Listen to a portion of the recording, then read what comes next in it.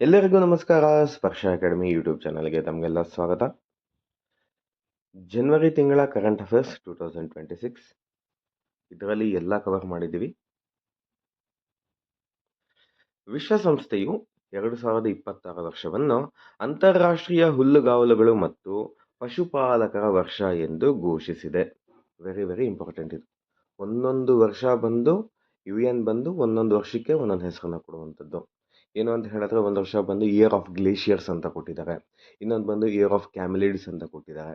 ಓಕೆನಾ, ಈ ವರ್ಷ ಏನಂತ ಕೊಟ್ಟಿದ್ದಾರೆ ಅಂತ ಹೇಳಿದ್ರೆ ಅಂತಾರಾಷ್ಟ್ರೀಯ ಹುಲ್ಲುಗಾವಲುಗಳು ಮತ್ತು ಪಶುಪಾಲಕರ ವರ್ಷ ಅಂತ ಕೊಟ್ಟಿದ್ದಾರೆ. 2026ಕ್ಕೆ ನಾಮಕರಣ ಮಾಡಿರುವಂಥದ್ದು. ವಿಶ್ವಸಂಸ್ಥೆಯು 2026 ಅಂತಾರಾಷ್ಟ್ರೀಯ ಹುಲ್ಲುಗಾವಲುಗಳು ಮತ್ತು ಪಶುಪಾಲಕರ ವರ್ಷ ಎಂದು ಘೋಷಿಸಿದ್ದು, ಇದು ಹುಲ್ಲುಗಾವಲುಗಳ ಕಡೆಗೆ ಜಾಗತಿಕ ಗಮನವನ್ನು ಮರುಕಳಿಸುವಂತೆ ಮಾಡಿದೆ. ಇತ್ತೀಚಿನ ಹವಾಮಾನ ಮಾತುಕತೆಗಳು ಅರಣ್ಯಗಳಿಗೆ ಹೆಚ್ಚಿನ ಆದ್ಯತೆ ನೀಡುವುದನ್ನು ಮುಂದುವರೆಸಿದೆ. ಇದು ಹುಲ್ಲುಗಾವಲುಗಳನ್ನು ರಾಷ್ಟ್ರೀಯ ಹವಾಮಾನ ಯೋಜನೆಗಳು ಮತ್ತು NDCಗಳಲ್ಲಿ ಏಕೆ ಸೇರಿಸಬೇಕು ಎಂದು ಚರ್ಚೆಯನ್ನು ಪ್ರೇರೇಪಿಸಿದೆ. ರೈಟ್. ನೆಕ್ಸ್ಟ್, ನಾಸಾ ಗಗನಯಾತ್ರಿ ಸುನೀತಾ ವಿಲಿಯಮ್ಸ್ ನಿವೃತ್ತಿ. The greatest of all time ಅಂತ ಹೇಳಬೇಕು ಇವ್ರನ್ನ. ಸುನೀತಾ ವಿಲಿಯಮ್ಸ್ ಅವರು, ಇವರ ಕೊಡುಗೆ ಇಡೀ ವರ್ಲ್ಡ್ಗೆ ಅಪಾರ. ಇವರು ನಾಸಾಯಿಂದ ರಿಟೈರ್ಡ್ ಆಗಿದ್ದಾರೆ. ಸೊ ಇವ್ರ ಬಗ್ಗೆ ಮಾಹಿತಿ ತುಂಬ ಇಂಪಾರ್ಟೆಂಟ್. ರೀಸೆಂಟಾಗಿ KEA ನಡೆಸಿದಂತಹ SDA ಎಕ್ಸಾಮಿನಲ್ಲಿ ಇವರ ಮೇಲೆ ಒಂದು ಕ್ವಶನ್ ಕೇಳಿದ್ದಾರೆ. ಸೊ ಅದಕ್ಕೋಸ್ಕರನೇ ತುಂಬ ಇಂಪಾರ್ಟೆಂಟ್ ಆಗಿರುತ್ತೆ. 27 ವರ್ಷಗಳ ಸೇವೆ ನಂತರ ನಾಸಾ ಗಗನಯಾತ್ರಿ ಸುನೀತಾ ವಿಲಿಯಮ್ಸ್ ಡಿಸೆಂಬರ್ 27, 2025 ನಿವೃತ್ತಿಯಾದರು. ಓಕೆ, ಸೊ ಸ್ಟಾರ್ಟಿಂಗ್ ಏನು ಕೊಡ್ತಿಲ್ಲ, ಅವ್ರದ್ದು ಯಾವುದು ಇಂಪಾರ್ಟೆಂಟ್ ಮಿಷನ್ಸ್ ಇರುತ್ತಲ್ವ ಅದನ್ನು ಕೊಡ್ತಾ ಇದ್ದೀನಿ. ಇದು PDF ಬಂದು ಟೆಲಿಗ್ರಾಮ್ ಚಾನಲಲ್ಲಿ ಕೊಟ್ಟಿರ್ತೀನಿ. PDFನಲ್ಲಿ ಕಂಪ್ಲೀಟ್ ಆಗಿ ನೋಡ್ಕೊಳ್ಳಿ. ಈ ಒಂದು ಕ್ಲಾಸ್ನಲ್ಲಿ ಯಾವುದು ಇಂಪಾರ್ಟೆಂಟ್ ಇದು ಅದು ಮಾತ್ರ ಹೇಳ್ತೀನಿ. 2012ರಲ್ಲಿ ಎಕ್ಸ್ಪೆಡಿಷನ್ ಭಾಗವಾಗಿ 227 ದಿನಗಳ ಕಾರ್ಯಾಚರಣೆಗೆ ಕಜಕಿಸ್ತಾನ ಬೈಕೂರಿನಿಂದ ಉಡಾವಣೆಗೊಂಡರು. ರೇಡಿಯೇಟರ್ ಸೋರಿಕೆಯನ್ನು ಸರಿಪಡಿಸಲು ಮತ್ತು ಸೌರಶಕ್ತಿ ಘಟಕವನ್ನು ಬದಲಿಸಲು 3 ಬಾರಿ ಬಾಹ್ಯಾಕಾಶ ನಡಿಗೆಯನ್ನು ನಡೆಸಿದರು. ತುಂಬ ಇಂಪಾರ್ಟೆಂಟ್ ಇದು, 3 ಟೈಮ್ಸ್. ಬೋಯಿಂಗ್ ಸ್ಟಾರ್ಲೈನರ್ ಮತ್ತು ಸ್ಪೇಸ್ ಎಕ್ಸ್ ಕ್ರೂ 9 ಕಾರ್ಯಾಚರಣೆಗಳ ಸಮಯದಲ್ಲಿ ಬುಚ್ ವಿಲ್ಮೋರ್ ಅವರೊಂದಿಗೆ ಅಮೆರಿಕಾದ ಅತಿ ದೀರ್ಘಾವಧಿಯ ಏಕೈಕ ಬಾಹ್ಯಾಕಾಶ ಯಾನದ 286 ದಿನಗಳು ದಾಖಲೆಯಲ್ಲಿ ಜಂಟಿ 6ನೇ ಸ್ಥಾನ ಪಡೆದರು.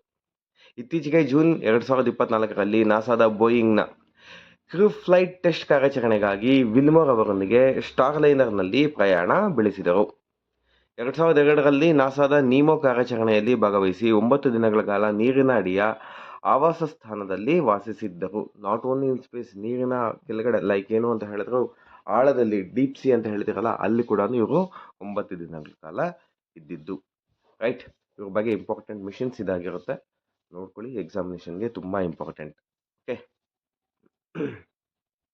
ನೆಕ್ಸ್ಟ್, ಆಕಾಶ್ ಕ್ಷಿಪಣಿ ಕುರಿತು ಪುಸ್ತಕ ಬಿಡುಗಡೆ ಮಾಡಿದ ರಕ್ಷಣಾ ಸಚಿವ ರಾಜನಾಥ್ ಸಿಂಗ್.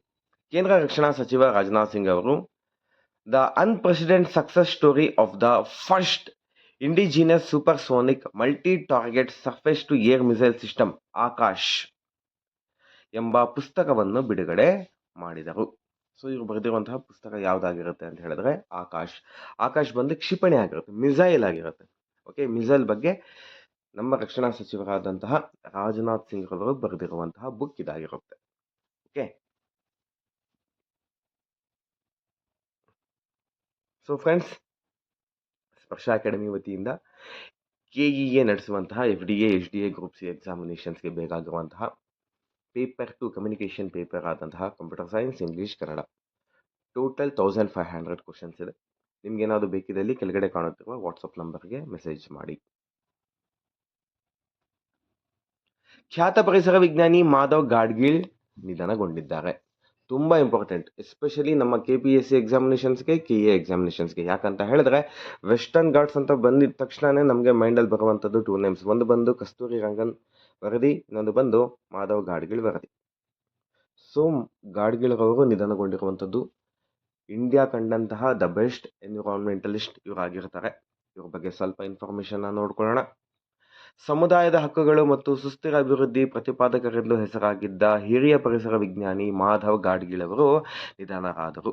2010ರಲ್ಲಿ ಕೇಂದ್ರ ಸರ್ಕಾರವು ಗಾಡ್ಗೀಳ್ ಅವರನ್ನು ಪಶ್ಚಿಮ ಘಟ್ಟಗಳ ಪರಿಸರ ತಜ್ಞರ ಸಮಿತಿ ಮುಖ್ಯಸ್ಥರನ್ನಾಗಿ ನೇಮಿಸಿತು. ಇದು ನಂತರ ಗಾಡ್ಗೀಳ್ ಆಯೋಗ ಎಂದು ಕರೆಯಲಾಯಿತು. ತುಂಬಾ ಸರಿ ಪ್ರಶ್ನೆ ಆಗಿದೆ, ತುಂಬಾ ಸರಿ. ರೈಟ್. ಪರಿಸರ ವಿಜ್ಞಾನ ಮತ್ತು ಸಮುದಾಯ ಆಧಾರಿತ ಸಂರಕ್ಷಣೆಗೆ ನೀಡಿದ ಜೀವಮಾನದ ಕೊಡುಗೆಯನ್ನು ಗುರುತಿಸಿ ಡಾಕ್ಟರ್ ಗಾಡ್ಗೀಳ್ ಅವರಿಗೆ 2024ರಲ್ಲಿ ವಿಶ್ವಸಂಸ್ಥೆಯ ಪರಿಸರ ಕಾರ್ಯಕ್ರಮ ಚಾಂಪಿಯನ್ಸ್ ಆಫ್ ದ ಅರ್ತ್ ಪ್ರಶಸ್ತಿ ನೀಡಿ ಗೌರವಿಸಲಾಯಿತು. ಓಕೆ, UNEP ನಡೆಸುವಂತಹ ಕಾರ್ಯಕ್ರಮದಲ್ಲಿ ಇವರಿಗೆ ಚಾಂಪಿಯನ್ಸ್ ಆಫ್ ದ ಅರ್ತ್ ಎಂಬ ಪ್ರಶಸ್ತಿ ಬಂದಿದೆ. ಓಕೆನಾ, ಇದು ವಿಶ್ವಸಂಸ್ಥೆಯ ಅತ್ಯುನ್ನತ ಪರಿಸರ ಗೌರವವಾಗಿದೆ. ಹೆಂಗೆ ನಮಗೆ ನೊಬೆಲ್ ಅವಾರ್ಡ್ ತರ ಬರುತ್ತಲ್ವಾ, ಅತ್ಯುನ್ನತ ಪ್ರಶಸ್ತಿ, ಆ ಥರ ಇದು ಕೂಡ ಅತ್ಯುನ್ನತ ಪ್ರಶಸ್ತಿ. ಇದು ಬಂದು UN ಕೊಡುವಂಥದ್ದು. ಯಾರಿಗೆ ಅಂತ ಹೇಳಿದ್ರೆ ಪರಿಸರ ತಜ್ಞರಿಗೆ ಕೊಡುವಂಥದ್ದು. ಓಕೆ, 1986ರಲ್ಲಿ ಭಾರತದ ಮೊದಲ ಜೀವಗೋಳ ಮೀಸಲು ಪ್ರದೇಶವಾದ ನೀಲಗಿರಿ ಜೀವಗೋಳ ಮೀಸಲು ಪ್ರದೇಶವನ್ನು ಸ್ಥಾಪಿಸಿದ್ದು ಡಾಕ್ಟರ್ ಗಾಡ್ಗೀಳ್ ಅವರ ಮಹತ್ವದ ಸಾಧನೆಗಳಲ್ಲಿ ಒಂದಾಗಿದೆ. ಇಂಪಾರ್ಟೆಂಟ್. ಓಕೆ, ಭಾರತದ ಮೊದಲ ಜೀವಗೋಳ ಮೀಸಲು ಯಾವುದು ಅಂತ ಹೇಳಿದ್ರೆ ನೀಲಗಿರಿ ಜೀವಗೋಳ. ಸೊ ಅದನ್ನು ನಿರ್ಮಾಣ ಮಾಡೋದಲ್ಲಿ ಇವರ ಹಸ್ತ ತುಂಬ ಇಂಪಾರ್ಟೆಂಟ್ ಆಗಿತ್ತು. ಭಾರತದ ಜೈವಿಕ ವೈವಿಧ್ಯತೆಯ ಕಾಯ್ದೆಯು ಪ್ರಮುಖ ವಿನ್ಯಾಸಕರಲ್ಲಿ ಗಾಡ್ಗೀಳ್ ಒಬ್ಬರಾಗಿದ್ದು ಮತ್ತು ಅರಣ್ಯ ಹಕ್ಕುಗಳ ಕಾಯ್ದೆಯ ಅನುಷ್ಠಾನಕ್ಕೆ ಗಮನಾರ್ಹ ಕೊಡುಗೆ ನೀಡಿದ್ದಾರೆ. ನೋಡಿ, ಬಯೋಲಾಜಿಕಲ್ ಡೈವರ್ಸಿಟಿ ಆಕ್ಟ್ ಮತ್ತೆ ಅರಣ್ಯ ಹಕ್ಕುಗಳ ಕಾಯ್ದೆ ಯಾವ ವರ್ಷದಲ್ಲಿ ಇದನ್ನ ರಿಲೀಸ್ ಮಾಡಿದ್ರು? ಓಕೆ, ಯಾವ ವರ್ಷದಲ್ಲಿ ಇದು ಆಯಿತು ಅಂತ, ಆ್ಯಕ್ಟ್ ಯಾವ ವರ್ಷದಲ್ಲಿ ಆಯಿತು ಅಂತ ಕಮೆಂಟ್ ಸೆಕ್ಷನಲ್ಲಿ ಕಮೆಂಟ್ ಮಾಡಿ. ಹೊಂದಿಸಿ ಬರೆಯರಿನಲ್ಲಿ ತುಂಬ ಸರಿ ಪ್ರಶ್ನೆ ಮಾಡಿದ್ದಾರೆ ಇದು. ಓಕೆ, ಇವರ ಆತ್ಮಕಥೆಯು ತುಂಬ ಇಂಪಾರ್ಟೆಂಟ್. ಇದು ಆತ್ಮಕಥೆ a walk of the hill living with people and nature. Okay, ಇವರ ಆತ್ಮಕಥೆ ಯಾವುದು ಅಂತ ಹೇಳಿದ್ರೆ a walk of the hill living with people and nature. Right. Next, Karnataka ರಾಜ್ಯ ಚಲನಚಿತ್ರ ಪ್ರಶಸ್ತಿಗಳು 2020-21 ಇವಾಗ ಕೊಟ್ಟಿರುವಂಥದ್ದು ಯಾರಿಗೆ ಬಂದಿದೆ ಅಂತ ಹೇಳಿದ್ರೆ MS ಸತ್ಯು ಅವರಿಗೆ ಪುಟ್ಟಣ್ಣ ಕಣಗಾಲ್ ಪ್ರಶಸ್ತಿ ಗೌರವ ಲಭಿಸಿದೆ. 2020 ಮತ್ತು 21ನೇ ಸಾಲಿನ ಕರ್ನಾಟಕ ರಾಜ್ಯ ಚಲನಚಿತ್ರ ಪ್ರಶಸ್ತಿ ಭಾಗವಾಗಿ ಜೀವಮಾನ ಸಾಧನೆ ಪ್ರಶಸ್ತಿಗಳನ್ನು ಘೋಷಿಸಲಾಗಿದೆ. ಪ್ರಖ್ಯಾತ ಚಲನಚಿತ್ರ ನಿರ್ದೇಶಕ ಮತ್ತು ರಂಗಭೂಮಿ ದಿಗ್ಗಜ MS ಸತ್ಯು ಅವರಿಗೆ 2020ನೇ ಸಾಲಿನ ಪುಟ್ಟಣ್ಣ ಕಣಗಾಲ್ ಪ್ರಶಸ್ತಿ ನೀಡಿ ಗೌರವಿಸಲಾಗಿದೆ. ಚಿತ್ರರಂಗದಲ್ಲಿ 50 ವರ್ಷಗಳಿಗೆ ಹೆಚ್ಚು ಅನುಭವ ಹೊಂದಿರುವ ನಟಿ ಮತ್ತು ರಾಜಕಾರಣಿ ಜಯಮಾಲಾ ಅವರು ಡಾಕ್ಟರ್ ರಾಜ್ಕುಮಾರ್ ಪ್ರಶಸ್ತಿಗೆ ಆಯ್ಕೆಯಾಗಿದ್ದಾರೆ. ಹಿರಿಯ ಸ್ಟಿಲ್ ಫೋಟೋಗ್ರಾಫರ್ ಪ್ರಗತಿ ಅಶ್ವನಾಥ್ ನಾರಾಯಣ್ ಅವರು ಡಾಕ್ಟರ್ ವಿಷ್ಣುವರ್ಧನ್ ಪ್ರಶಸ್ತಿಗೆ ಆಯ್ಕೆ ಮಾಡಲಾಗಿದೆ. ಇಂಪಾರ್ಟೆಂಟ್. ರೀಸೆಂಟ್ ಆಗಿ ಸಿನಿಮಾ ಮೇಲೆ ಕೂಡ ಕ್ವಶನ್ಸ್ ಆಗ್ತಿದೆ, ಪ್ರಶಸ್ತಿಗಳ ಮೇಲೆ ಕ್ವಶನ್ಸ್ ಆಗ್ತಿದೆ. ಸೊ ಅದಕ್ಕೋಸ್ಕರನೇ ಕರ್ನಾಟಕ ರಾಜ್ಯ ಚಲನಚಿತ್ರ ಪ್ರಶಸ್ತಿಗಳು ಕೂಡ ಇಂಪಾರ್ಟೆಂಟ್ ಆಗಿರುತ್ತೆ, ನೋಟ್ ಡೌನ್ ಮಾಡ್ಕೊಳ್ಳಿ. ಸುಸ್ಥಿರ ಸಂಚಾರ ನಿರ್ವಹಣೆಗಾಗಿ ಅಸ್ತ್ರಂ ಯೋಜನೆಗೆ ಸ್ಕಾಚ್ ಪ್ರಶಸ್ತಿ ಬಂದಿರುವಂಥದ್ದು. ಏನಿದು ಅಸ್ತ್ರಂ, ಎಲ್ಲಿ ಇದು ಅಂತ ನೋಡ್ಕೊಳ್ಳೋಣ. NTR ಜಿಲ್ಲೆ ಅಂದರೆ ಆಂಧ್ರ ಪ್ರದೇಶದಲ್ಲಿರುವಂಥದ್ದು. Police commissioner SV Rajashekara Babu ಅವರ ಪರಿಕಲ್ಪನೆಯಲ್ಲಿ ಮೂಡಿಬಂದ ನಾಗರಿಕ ಕೇಂದ್ರಿತ ಸಂಚಾರ ನಿರ್ವಹಣಾ ಉಪಕ್ರಮವಾದ Astram actionable intelligence for sustainable traffic management ಯೋಜನೆಗೆ 2025ರ ಚಿನ್ನದ ವಿಭಾಗದ ಸ್ಕಾಚ್ ಪ್ರಶಸ್ತಿ ಲಭಿಸಿದೆ. ಓಕೆ, ನೆಕ್ಸ್ಟ್, ಫಿನ್ಟೆಕ್ ಅಳವಡಿಕೆಗಾಗಿ ಕರ್ನಾಟಕ ಬ್ಯಾಂಕ್ಗೆ IBA ಪ್ರಶಸ್ತಿ ಲಭಿಸಿರುವಂಥದ್ದು. ಇಂಡಿಯನ್ ಬ್ಯಾಂಕ್ಸ್ ಅಸೋಸಿಯೇಷನ್ ನಡೆಸಿದ ಬ್ಯಾಂಕಿಂಗ್ ತಂತ್ರಜ್ಞಾನ ಪ್ರಶಸ್ತಿಗಳಲ್ಲಿ ಕರ್ನಾಟಕ ಬ್ಯಾಂಕ್ ಅತ್ಯುತ್ತಮ ಫಿನ್ಟೆಕ್ ಮತ್ತು DPI ಅಳವಡಿಕೆ ವಿಭಾಗದಲ್ಲಿ ವಿಜೇತವಾಗಿ ಹೊರಹೊಮ್ಮಿದೆ. ಇಂಪಾರ್ಟೆಂಟ್ ಆಗಿರುತ್ತೆ. ಈ ಪ್ರಶಸ್ತಿಯು ಡಿಜಿಟಲ್ ನಾವೀನ್ಯತೆಗೆ ಉತ್ತೇಜಿಸುವಲ್ಲಿ, ತಾಂತ್ರಿಕ ಪ್ರತಿಭೆಗಳನ್ನು ಪೋಷಿಸುವಲ್ಲಿ ಮತ್ತು ಗ್ರಾಹಕ ಕೇಂದ್ರಿತ ಬ್ಯಾಂಕಿಂಗ್ ಪರಿಹಾರಗಳನ್ನು ಒದಗಿಸುವಲ್ಲಿ IT ಮತ್ತು ವ್ಯವಹಾರ ತಂಡಗಳು ಜಂಟಿಯಾಗಿ ನಡೆಸಿದ ಶ್ರಮವನ್ನು ಪ್ರತಿಬಿಂಬಿಸುತ್ತದೆ. ರೈಟ್, ಇದು ಇಂಪಾರ್ಟೆಂಟ್ ಆಗಿರುತ್ತೆ. ಭಾರತದ 2 ಪ್ರಮುಖ ಸ್ವದೇಶಿ ವ್ಯವಸ್ಥೆಗಳಾದ D4 ಕೌಂಟರ್ ಡ್ರೋನ್ ಸಿಸ್ಟಮ್ ಮತ್ತು ಧರಾಶಕ್ತಿ ಇಂಟಗ್ರೇಟೆಡ್ ಎಲೆಕ್ಟ್ರಾನಿಕ್ ವಾರ್ಫೇರ್ ಸಿಸ್ಟಮ್ ಪ್ರತಿಷ್ಠಿತ ಸ್ಕಾಚ್ ಪ್ರಶಸ್ತಿ ಲಭಿಸಿದೆ. ನೋಡಿ, ಸ್ಕಾಚ್ ಅವಾರ್ಡ್ ಕೂಡ ಇದಕ್ಕೆ ಬಂದಿರುವಂಥದ್ದು. ಯಾದಕ್ಕೆ ಅಂತ ಹೇಳಿದ್ರೆ ಭಾರತದ 2 ಪ್ರಮುಖ ಸ್ವದೇಶಿ ವ್ಯವಸ್ಥೆಗಳಾದ D4 ಕೌಂಟರ್ ಡ್ರೋನ್ ಸಿಸ್ಟಮ್. ಏನಿದು D4 ಕೌಂಟರ್ ಡ್ರೋನ್ ಸಿಸ್ಟಮ್ ಅಂತ ಹೇಳಿದ್ರೆ ಎನಿಮಿ ಡ್ರೋನ್ಸ್ನ ಅಟ್ಯಾಕ್ ಮಾಡುವಂಥದ್ದು, ಕೌಂಟರ್ ಮಾಡುವಂಥದ್ದು. ಓಕೆ, ನೆಕ್ಸ್ಟ್ ಬಂದು Dharashakti integrated electronic warfare system. Right, ಎರಡಕ್ಕೆ ಕೊಟ್ಟಿರುವಂಥದ್ದು.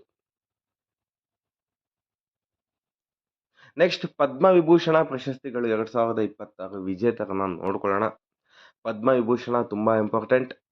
ಓಕೆ, ಯಾರಿಗೆ ಬಂದಿದೆ? Number 1 Shri Dharmendra Singh Deol. Okay, Dharmendra G ಅಂತ ಹೇಳ್ತಾರೆ, ರೀಸೆಂಟ್ ಆಗಿ ನಿಧನಗೊಂಡರು. ಭಾರತ ಸಿನಿ ಚರಿತ್ರೆಯಲ್ಲಿ ಇವರ ಒಂದು ಆ್ಯಕ್ಟಿಂಗ್ ಕೆರಿಯರ್ ಬಂದು ಅಪಾರವಾಗಿರುವಂಥದ್ದು, ಇವರ ಕೊಡುಗೆ ಅಪಾರವಾಗಿರುವಂಥದ್ದು. ರೀಸೆಂಟಾಗಿ ಇವರು ನಿಧನಗೊಂಡಿದ್ದಾರೆ. ಸೊ ಯಾರು ರೀಸೆಂಟಾಗಿ ನಿಧನಗೊಂಡಿದ್ದಾರೋ ಅವ್ರ ಮೇಲೆ ಕ್ವಶನ್ಸ್ ಕೇಳುವಂಥ ಸಾಧ್ಯತೆಗಳು ಕೂಡ ಜಾಸ್ತಿ ಇದೆ. ಓಕೆ, ಪದ್ಮ ವಿಭೂಷಣ ಬಂದಿರುವಂಥದ್ದು ಯಾವ ಕ್ಷೇತ್ರಕ್ಕೆ? ಕಲೆ, ಆರ್ಟ್. ನೆಕ್ಸ್ಟ್ ಬಂದು ಶ್ರೀ KT ಥಾಮಸ್, ಸಾರ್ವಜನಿಕ ವ್ಯವಹಾರ, ಕೇರಳ ರಾಜ್ಯದವರು ಇವರು. ಶ್ರೀಮತಿ N ರಾಜಂ, ಕಲೆ, ಉತ್ತರ ಪ್ರದೇಶ. ನೆಕ್ಸ್ಟ್ ಬಂದು ಶ್ರೀ P ನಾರಾಯಣನ್, ಸಾಹಿತ್ಯ ಮತ್ತು ಶಿಕ್ಷಣ, ಇವರು ಬಂದು ಕೇರಳದವರು. ನೆಕ್ಸ್ಟ್ ಶ್ರೀ VS ಅಚ್ಯುತಾನಂದನ್, ಸಾರ್ವಜನಿಕ ವ್ಯವಹಾರ, ಕೇರಳ. ಇದು ಬಂದು ಪದ್ಮ ವಿಭೂಷಣ.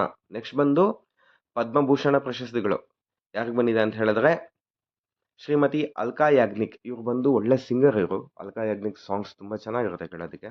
ನೆಕ್ಸ್ಟ್ ಬಂದು ಶ್ರೀ ಭಗತ್ ಸಿಂಗ್ ಕೊಶ್ಯಾರಿ, ಸಾರ್ವಜನಿಕ ವ್ಯವಹಾರ, ಉತ್ತರಾಖಂಡ್ ಅವರು. ಶ್ರೀ ಕಲ್ಲಿಪಟ್ಟಿ ರಾಮಸ್ವಾಮಿ ಪಳನಿಸ್ವಾಮಿ, ತಮಿಳುನಾಡಿನವರು, ವೈದ್ಯಕೀಯ ಕ್ಷೇತ್ರ. ಶ್ರೀ ಮಮ್ಮುಟಿ, ಕಲೆ, ಕೇರಳದವರು, ಒಳ್ಳೆ ಆಕ್ಟರ್ ಇವರು, ಮಮ್ಮುಕ ಅಂತ ಹೇಳ್ತೀವಿ. ನೆಕ್ಸ್ಟ್ ಡಾಕ್ಟರ್ ನೋರಿ ದತ್ತಾತ್ರೇಯುಡು, ವೈದ್ಯಕೀಯ, ಅಮೇರಿಕಾದವರು ಇವರು. ಓಕೆ. ನೆಕ್ಸ್ಟ್ ಶ್ರೀ ಪಿಯೂಷ್ ಪಾಂಡೆ, ಕಲೆ, ಮಹಾರಾಷ್ಟ್ರ. ಶ್ರೀ SKM ಮೈಲಾನಂದನ್, ಸಮಾಜ ಸೇವೆ, ತಮಿಳುನಾಡು. ನೆಕ್ಸ್ಟ್ ಬಂದು ಶತಾವಧಾನಿ ಆರ್ ಗಣೇಶ್, ಕರ್ನಾಟಕದವರು. ಶತಾವಧಾನಿ ಆರ್ ಗಣೇಶ್, ಕರ್ನಾಟಕದವರು, ಪದ್ಮಭೂಷಣ ಪ್ರಶಸ್ತಿ ಲಭಿಸಿದೆ. ತುಂಬ ಇಂಪಾರ್ಟೆಂಟ್ ಆಗಿರುತ್ತೆ, ಇವ್ರ ಬಗ್ಗೆ ನೋಡಿ, ಗೂಗಲ್ ಮಾಡಿ. ಓಕೆ. ಶ್ರೀ ಶಿಬು ಸೊರೆನ್, ಇವರು ಬಂದು CM ಆಗಿದ್ರು ಜಾರ್ಖಂಡ್ ರಾಜ್ಯಕ್ಕೆ. ಇವರಿಗೆ ಮರಣೋತ್ತರವಾಗಿ ಕೊಟ್ಟಿರುವಂಥ ಪ್ರಶಸ್ತಿ ಆಗಿರುತ್ತಿದ್ದು. ನೆಕ್ಸ್ಟ್ ಶ್ರೀ ಉದಯ್ ಕೊಟಕ್, ವಾಣಿಜ್ಯ ಮತ್ತು ಕೈಗಾರಿಕೆ, ಕೊಟಕ್ ಬ್ಯಾಂಕ್ ಸಂಬಂಧಪಟ್ಟಂಥವ್ರು. ಶ್ರೀ VK ಮಲ್ಹೋತ್ರಾ, ಸಾರ್ವಜನಿಕ ವ್ಯವಹಾರ, ಡೆಲ್ಲಿ. ಶ್ರೀ ವೆಳ್ಳಪಲ್ಲಿ ನಟೇಶನ್, ಸಾರ್ವಜನಿಕ ವ್ಯವಹಾರ, ಕೇರಳ. ಶ್ರೀ ವಿಜಯ್ ಅಮೃತರಾಜ್, ಕ್ರೀಡೆ, ಅಮೆರಿಕ. ನೆಕ್ಸ್ಟ್ ಕರ್ನಾಟಕದವರಿಗೆ ಯಾರಿಗೆ ಪದ್ಮಶ್ರೀ ಲಭಿಸಿದೆ? ಯಾಕಂದರೆ ಪದ್ಮಶ್ರೀ ಬಂದು 100 ಜನಕ್ಕೆ ಸಿಕ್ಕಿರುತ್ತೆ. ನಾನು ಹೇಳ್ತಿರುವಂಥದ್ದು ಓನ್ಲಿ ಫಾರ್ ಕರ್ನಾಟಕ. ಓಕೆ, ತುಂಬ ಇಂಪಾರ್ಟೆಂಟ್ ರೀ ಇದು, ಪದ್ಮಶ್ರೀ ಕರ್ನಾಟಕ. ಓಕೆ. ಅಂಕೇಗೌಡ ಎಂ, ಸಮಾಜ ಸೇವೆ, ಮಂಡ್ಯ, ಪುಸ್ತಕಗಳ ಸಂಗ್ರಹಣೆ ಮತ್ತು ಪುಸ್ತಕ ಮನೆ, ಗ್ರಂಥಾಲಯ ಸ್ಥಾಪನೆ ಮಾಡಿರುವಂಥದ್ದು ಇವರು. ಓಕೆ, ಮಂಡ್ಯ ಜಿಲ್ಲೆಯಲ್ಲಿ ಮಾಡಿರುವಂಥದ್ದು. ಯಾರು ಅಂತ ಹೇಳಿದ್ರೆ ಅಂಕೇಗೌಡ. ನೆಕ್ಸ್ಟ್ ಡಾಕ್ಟರ್ ಪ್ರಭಾಕರ್ ಕೋರೆ, ಸಾಹಿತ್ಯ ಮತ್ತು ಶಿಕ್ಷಣ, ಬೆಳಗಾವಿ. KLE ಸಂಸ್ಥೆಯ ಮೂಲ ಶಿಕ್ಷಣ ಸೇವೆ, KLE ಸಂಸ್ಥಾಪಕರು ಇವರೇ, Prabhakar Kore. Very very important. SG Sushilamma, ಸಮಾಜ ಸೇವೆ, ಬೆಂಗಳೂರು, ಸುಮಂಗಲಿ ಸೇವಾ ಆಶ್ರಮದ ಮೂಲಕ ಸೇವೆ ಮಾಡಿರುವಂಥದ್ದು ಇವರು. ಶಶಿಶೇಖರ್ ವೆಂಪತಿ, ಸಾಹಿತ್ಯ ಮತ್ತು ಶಿಕ್ಷಣ, ಮಾಜಿ ಪ್ರಸಾರ ಭಾರತೀಯ CEO ಇವರಾಗಿದ್ದರು. ಶುಭಾ ವೆಂಕಟೇಶ್ ಅಯ್ಯಂಗಾರ್, ವಿಜ್ಞಾನ ಮತ್ತು ಇಂಜಿನಿಯರಿಂಗ್, ಬೆಂಗಳೂರು, ವೈಮಾನಿಕ ವಿಜ್ಞಾನಿಯಾಗಿರ್ತಾರೆ ಇವರು. ಡಾಕ್ಟರ್ ಸುರೇಶ್ ಹನಗವಾಡಿ, ವೈದ್ಯಕೀಯ ಕ್ಷೇತ್ರ, ದಾವಣಗೆರೆ, ಹಿಮೋಫಿಲಿಯಾ ರೋಗಿಗಳ ಸೇವೆ ಮಾಡಿರುವಂಥದ್ದು. TT ಜಗನ್ನಾಥನ್, ವಾಣಿಜ್ಯ ಮತ್ತು ಕೈಗಾರಿಕೆ, ಬೆಂಗಳೂರು, TTK ಗ್ರೂಪ್, ಉದ್ಯಮ ಕ್ಷೇತ್ರ. ಇಂಪಾರ್ಟೆಂಟ್, ತುಂಬ ಇಂಪಾರ್ಟೆಂಟ್, ಸ್ಕ್ರೀನ್ಶಾಟ್ ತಗೊಳ್ಳಿ ಇದು.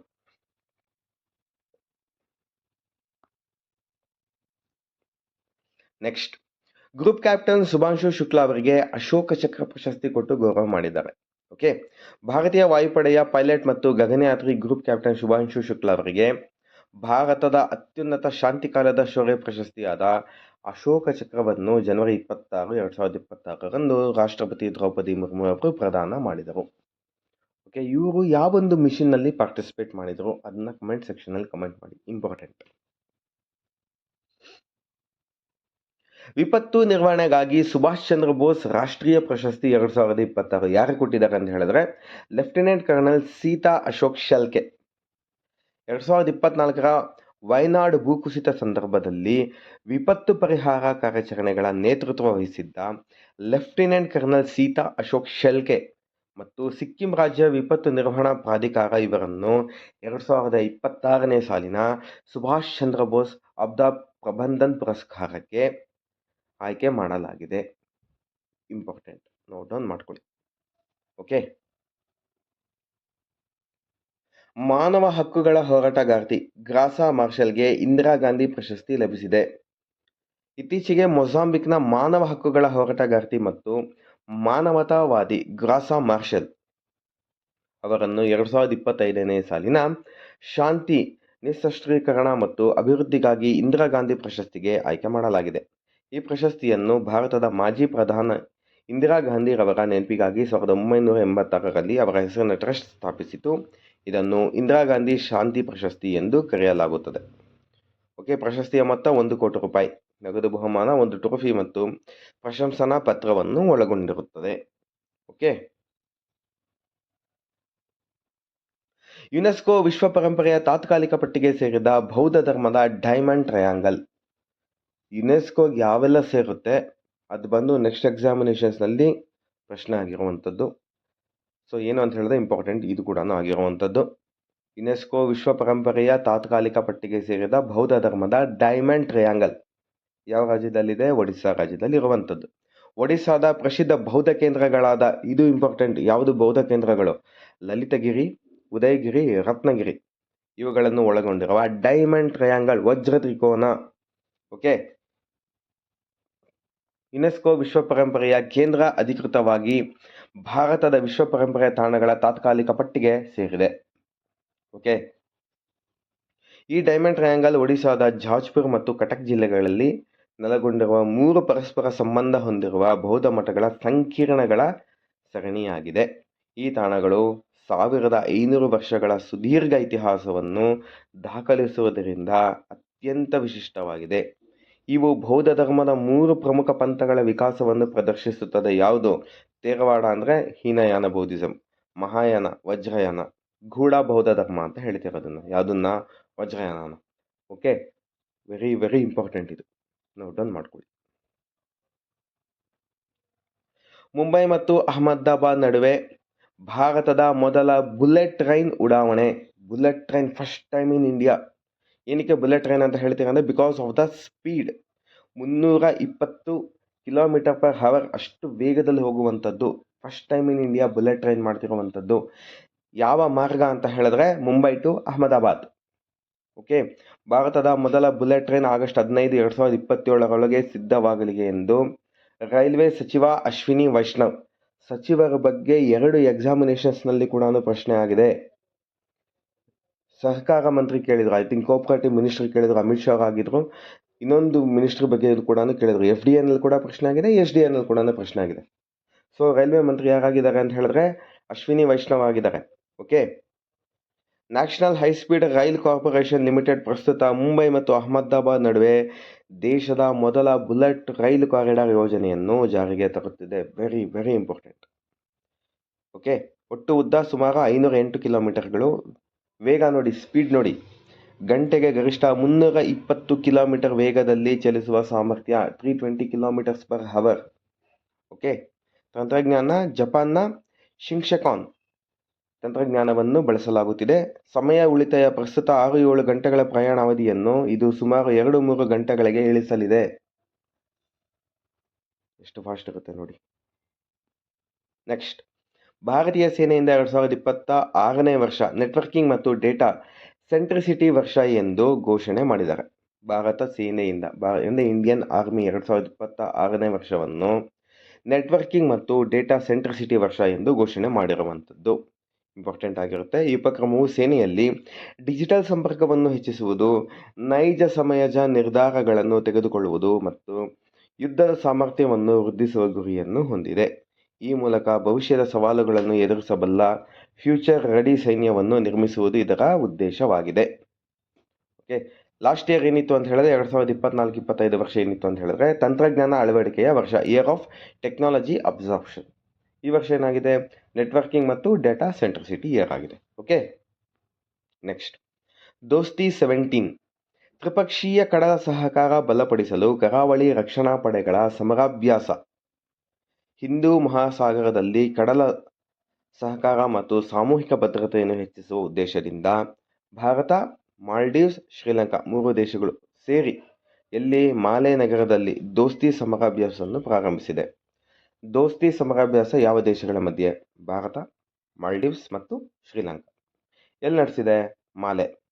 ಈ ಬಾರಿಯ ಸಮರಾಭ್ಯಾಸದ ಆತಿಥ್ಯವನ್ನು ಮಾಲ್ಡೀವ್ಸ್ ವಹಿಸಿದೆ. ಮಾಲೆ ಬಂದು ಮಾಲ್ಡೀವ್ಸ್ನಲ್ಲಿ ಇರುವಂಥದ್ದು. ಓಕೆ. ದೋಸ್ತಿ 17. 2025ರ ಶ್ರೇಯಾಂಕ. ಮಹಿಳೆಯರಿಗಾಗಿ ಭಾರತದ ಅತ್ಯುತ್ತಮ ನಗರಗಳ ಪಟ್ಟಿಯಲ್ಲಿ ಬೆಂಗಳೂರಿಗೆ ಪ್ರಥಮ ಸ್ಥಾನ. ವೆರಿ ವೆರಿ ಇಂಪಾರ್ಟೆಂಟ್ ಅಂಡ್ ತುಂಬ ಪ್ರೌಡ್ ಫೀಲ್ ಆಗಬೇಕಾಗಿರುವಂಥದ್ದು. ಓಕೆ.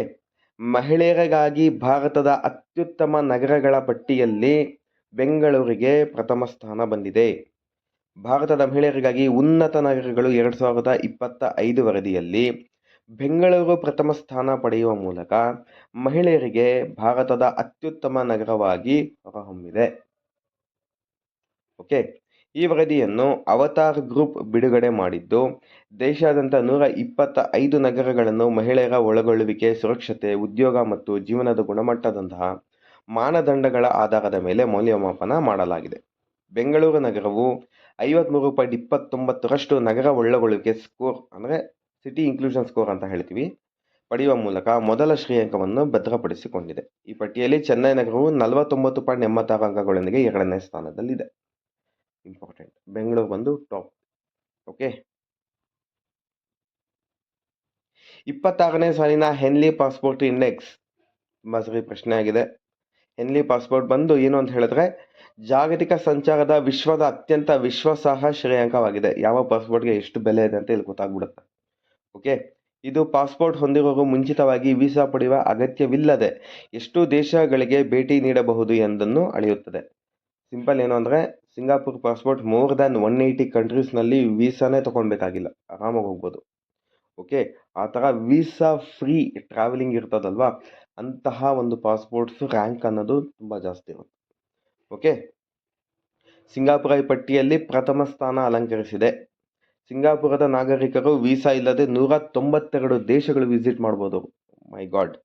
ಓಕೆ, ಸಿಂಗಾಪುರದ ನಂತರ ಸ್ಥಾನಗಳಲ್ಲಿ ಜಪಾನ್ ಮತ್ತು ದಕ್ಷಿಣ ಕೊರಿಯಾ ಜಂಟಿಯಾಗಿ 2ನೇ ಸ್ಥಾನದಲ್ಲಿದ್ದು 188 ದೇಶಗಳಿಗೆ ಪ್ರವೇಶವನ್ನು ಹೊಂದಿದೆ. Important. Denmark, Luxembourg, Spain, Sweden ಮತ್ತು ಸ್ವಿಟ್ಜರ್ಲ್ಯಾಂಡ್ ದೇಶಗಳು ಜಂಟಿಯಾಗಿ 3ನೇ ಸ್ಥಾನವನ್ನು ಹಂಚಿಕೊಂಡಿದೆ. ಭಾರತ ಎಷ್ಟನೇ ಸ್ಥಾನದಲ್ಲಿದೆ ಅಂತ ಹೇಳಿದ್ರೆ, 2026ರಲ್ಲಿ ಭಾರತವು 80ನೇ ಸ್ಥಾನದಲ್ಲಿದ್ದು, ಇದು ಕಳೆದ ವರ್ಷಕ್ಕಿಂತ 5 ಸ್ಥಾನಗಳ ಏರಿಕೆಯನ್ನು ಕಂಡಿದೆ. ಲಾಸ್ಟ್ ಟೈಮ್ ಬಂದು 85 ಇತ್ತು, ಇವಾಗ ಬಂದು 80 ಸ್ಥಾನದಲ್ಲಿ ಇರುವಂಥದ್ದು. ಭಾರತೀಯ ನಾಗರಿಕರು ಈಗ ವೀಸಾ ಇಲ್ಲದೆಯೇ 55 ದೇಶಗಳಿಗೆ ಪ್ರಯಾಣಿಸಬಹುದು. ಇದು ಕೂಡ ಇಂಪಾರ್ಟೆಂಟ್. ಓಕೆ, ಈ ಪಟ್ಟಿಯ ಅತ್ಯಂತ ಕೆಳಭಾಗದಲ್ಲಿ ಅಂದರೆ 101ನೇ ಸ್ಥಾನದಲ್ಲಿ ಅಫ್ಘಾನಿಸ್ತಾನ ಇದೆ. ಇಲ್ಲಿನ ನಾಗರಿಕರಿಗೆ ಕೇವಲ 24 ದೇಶಗಳಿಗೆ ಮಾತ್ರ ವೀಸಾ ಮುಕ್ತ ಪ್ರವೇಶವಿದೆ. ರೈಟ್. ಭಾರತದಿಂದ ರೆಸ್ಪಾನ್ಸಿಬಲ್ ನೇಷನ್ ಇಂಡೆಕ್ಸ್ 2026 ಚಾಲನೆ. ಏನಕ್ಕೆ ಈ ಒಂದು ಇಂಡೆಕ್ಸ್ ಇಂಪಾರ್ಟೆಂಟು ಅಂತ ಹೇಳಿದ್ರೆ, ಭಾರತದವರು ರಿಲೀಸ್ ಮಾಡಿರುವಂತಹ ಇಂಟರ್ನ್ಯಾಷನಲ್ ಇಂಡೆಕ್ಸ್ ಆಗಿರುತ್ತೆ. ಇದು ಗ್ಲೋಬಲ್ ಇಂಡೆಕ್ಸ್ನ ಫಸ್ಟ್ ಟೈಮ್ ನಾವು ಮಾಡ್ತಾ ಇದ್ದೀವಿ. ಓಕೆ, ರೆಸ್ಪಾನ್ಸಿಬಲ್ ನೇಷನ್ ಇಂಡೆಕ್ಸ್ ಅಂದ್ಬಿಟ್ಟು ಚಾಲನೆ ಮಾಡಿರುವಂಥದ್ದು. ನೈತಿಕ ಆಡಳಿತ ಮತ್ತು ಜವಾಬ್ದಾರಿಯ ಆಧಾರದ ಮೇಲೆ ದೇಶಗಳನ್ನು ಮೌಲ್ಯಮಾಪನ ಮಾಡಲು ಭಾರತವು ರೆಸ್ಪಾನ್ಸಿಬಲ್ ನೇಷನ್ ಇಂಡೆಕ್ಸ್ ಅನ್ನು ಪ್ರಾರಂಭಿಸಿದೆ. ಈ ಜಾಗತಿಕ ಪಟ್ಟಿಯಲ್ಲಿ ಭಾರತವು 16ನೇ ಸ್ಥಾನ ಪಡೆದಿದೆ. ಓಕೆ, ಈ ಸೂಚ್ಯಂಕವು ಕೇವಲ ಆರ್ಥಿಕ ಶಕ್ತಿ ಅಥವಾ ಮಿಲಿಟರಿ ಬಲವನ್ನು ಆಧರಿಸದೆ ನೈತಿಕ ಆಡಳಿತ, ಸಾಮಾಜಿಕ ಕಲ್ಯಾಣ, ಪರಿಸರ ಸಂರಕ್ಷಣೆ ಮತ್ತು ಜಾಗತಿಕ ಜವಾಬ್ದಾರಿಯ ಆಧಾರದ ಮೇಲೆ ರಾಷ್ಟ್ರಗಳನ್ನು ಅಳೆಯುತ್ತದೆ. ಪ್ರಾರಂಭಿಸಿದ ವರ್ಷ ವರ್ಲ್ಡ್ ಇಂಟೆಲೆಕ್ಚುಯಲ್ ಫೌಂಡೇಶನ್. ಪ್ರಮುಖ ಉದ್ದೇಶ ಮತ್ತು ಮಾನದಂಡಗಳು. ಉದ್ದೇಶ: ರಾಷ್ಟ್ರೀಯ ಯಶಸ್ಸನ್ನು ಕೇವಲ ಅಧಿಕಾರದಿಂದ ಅಳೆಯದೆ ನೈತಿಕ ಜವಾಬ್ದಾರಿ, ಒಳಗೊಳ್ಳುವಿಕೆ, ಸುಸ್ಥಿರತೆ ಮತ್ತು ಜಾಗತಿಕ ಸಹಕಾರದ ಮೂಲಕ ಮರು ವ್ಯಾಖ್ಯಾನಿಸುವುದು. ಮೌಲ್ಯಮಾಪನ 4 ಸ್ತಂಭಗಳು ಯಾವುದು ಅಂತ ಹೇಳಿದ್ರೆ, ಎಥಿಕಲ್ ಗವರ್ನೆನ್ಸ್ ಅಂದರೆ ನೈತಿಕ ಆಡಳಿತ, ಸಾಮಾಜಿಕ ಕಲ್ಯಾಣ ಮತ್ತು ಒಳಗೊಳ್ಳುವಿಕೆ, ಸೋಷಿಯಲ್ ವೆಲ್ಬೀಯಿಂಗ್ ಆ್ಯಂಡ್ ಇನ್ಕ್ಲೂಸಿವ್ನೆಸ್, ಪರಿಸರ ಜವಾಬ್ದಾರಿ ಮತ್ತು ಸುಸ್ಥಿರತೆ, ಎನ್ವಿರಾನ್ಮೆಂಟಲ್ ರೆಸ್ಪಾನ್ಸಿಬಿಲಿಟಿ ಆ್ಯಂಡ್ ಸಸ್ಟೈನಬಿಲಿಟಿ, ಜಾಗತಿಕ ಜವಾಬ್ದಾರಿ ಮತ್ತು ಅಂತಾರಾಷ್ಟ್ರೀಯ ಸಹಕಾರ, ಗ್ಲೋಬಲ್ ರೆಸ್ಪಾನ್ಸಿಬಿಲಿಟಿ ಇದಾಗಿರುತ್ತೆ. Okay, responsible nation index. Okay, ಅಗ್ರಸ್ಥಾನ ಬಂದು ಸಿಂಗಾಪುರ ನಂಬರ್ 1 ಸ್ಥಾನದಲ್ಲಿರುವಂಥದ್ದು. ಭಾರತ ಬಂದು 16ನೇ ಸ್ಥಾನದಲ್ಲಿರುವಂಥದ್ದು. ಕಡೆಯ ಸ್ಥಾನದಲ್ಲಿ ಯಾವುದು ಅಂತ ಹೇಳಿದ್ರೆ central African republic. Central African republic ಬಂದು ಕೊನೆಯ ಸ್ಥಾನದಲ್ಲಿ ಇರುವಂಥದ್ದು. ಅಗ್ರಸ್ಥಾನ ಯಾವುದು ಅಂದರೆ ಸಿಂಗಾಪುರ್. 2ನೇ ಸ್ಥಾನ ಸ್ವಿಟ್ಜರ್ಲ್ಯಾಂಡ್. ನಂಬಿಯೋ ಜಾಗತಿಕ ಸುರಕ್ಷತಾ ಸೂಚ್ಯಂಕ 2026. ಜನವರಿ 2026ರಲ್ಲಿ ಜಾಗತಿಕ ದತ್ತಾಂಶ ಸಂಸ್ಥೆಯಾದ ನಂಬಿಯೋ ಬಿಡುಗಡೆ ಮಾಡಿದ ಸುರಕ್ಷತಾ ಸೂಚ್ಯಂಕ ಪ್ರಕಾರ, ಇದು ಇಂಪಾರ್ಟೆಂಟ್, ಕರ್ನಾಟಕದ ಮಂಗಳೂರು ನಗರವು ಭಾರತದ ಅತ್ಯಂತ ಸುರಕ್ಷಿತ ನಗರವಾಗಿ ಹೊರಹೊಮ್ಮಿದೆ. ನಂಬಿಯೋ ಸೂಚ್ಯಂಕ ಗ್ಲೋಬಲ್ ಸೇಫ್ಟಿನಲ್ಲಿ ಮಂಗಳೂರು ಬಂದು ಭಾರತದ ಅತ್ಯಂತ ಸುರಕ್ಷಿತ ನಗರವಾಗಿ ಹೊರಹೊಮ್ಮಿದೆ. ವರದಿ ಬಿಡುಗಡೆ ಮಾಡಿದವರು ಯಾರು ಅಂತ ಹೇಳಿದ್ರೆ ನಂಬಿಯೋ ಸಂಸ್ಥೆ ಆಗಿರುತ್ತೆ. ಒಟ್ಟು ನಗರಗಳು 304 ನಗರಗಳನ್ನು ಸಮೀಕ್ಷೆಗೆ ಒಳಪಡಿಸಲಾಗಿದೆ. ಜಾಗತಿಕ ಮಟ್ಟದ ಟಾಪ್ 3 ಸುರಕ್ಷಿತ ನಗರಗಳು ಯಾವುದು ಅಂತ ಹೇಳಿದ್ರೆ ನಂಬರ್ 1 ಕಿಂಗ್ಡಾವೋ ಚೀನಾ, ಅಬುದಾಬಿ ಎರಡನೇದು, ದೋಹಾ ಮೂರನೇದು. ಭಾರತದಲ್ಲಿ ಯಾವುದು ಅಂತ ಹೇಳಿದ್ರೆ number 1 Mangaluru, number 2 Ahmedabad, number 3 Jaipur. ನೋಡಿ, ಚೀನಾದ ಕಿಂಗ್ಡಾವೋ ಸ್ಕೋರ್ ನೋಡಿ 89.2. ಓಕೆ, ಮಂಗಳೂರು ಸ್ಕೋರ್ ಬಂದು 74.4. ಓಕೆ, ಸ್ಕೋರ್ಸ್ ಕೂಡ ಇಂಪಾರ್ಟೆಂಟ್ ಆಗಿರುತ್ತೆ. ಅಂದರೆ ನಾವು ನೋಡ್ಕೊಬೇಕಾಗುತ್ತೆ, ಅಳತೆ ಮಾಪನ ನಾವು ಮಾಡ್ಕೊಬೇಕಾಗಿರುತ್ತೆ. ನಾವು ಗ್ಲೋಬಲ್ ಸ್ಟ್ಯಾಂಡರ್ಡ್ಸ್ಗೆ ರೀಚ್ ಆಗಬೇಕು ಅಂತ ಹೇಳಿದ್ರೆ ಇನ್ನೂ ಎಷ್ಟು ಸ್ಕೋರ್ ಜಾಸ್ತಿ ಆಗಬೇಕು, ಅವರಲ್ಲಿ ಏನು ಜಾಸ್ತಿ ಆಗಿದೆ, ನಮ್ಮಲ್ಲಿ ಏನು ಕೊರತೆ ಆಗಿದೆ ಅನ್ನೋದು ನೋಡ್ಕೊಬೇಕಾಗಿರುತ್ತೆ. ಓಕೆ, ವಿದರ್ಭ ತಂಡಕ್ಕೆ ಚೊಚ್ಚಲ ವಿಜಯ್ ಹಜಾರೆ ಟ್ರೋಫಿ ಮುಕುಟ. ವಿಜಯ್ ಹಜಾರೆ ಕ್ರಿಕೆಟ್ ಎಷ್ಟೋ ಸರಿ ಪ್ರಶ್ನೆ ಆಗಿದೆ, Vijay Hazare trophy, Santosh trophy. Okay, so ಅದೇ ಥರನೇ ಈ ಸರಿ ಯಾರು ವಿನ್ ಆಗಿದ್ದಾರೆ ಅಂತ ಹೇಳಿದ್ರೆ ವಿಜಯ್ ಹಜಾರೆ ಟ್ರೋಫಿ ವಿದರ್ಭ ತಂಡ ವಿನ್ ಆಗಿರುವಂಥದ್ದು. ಓಕೆ,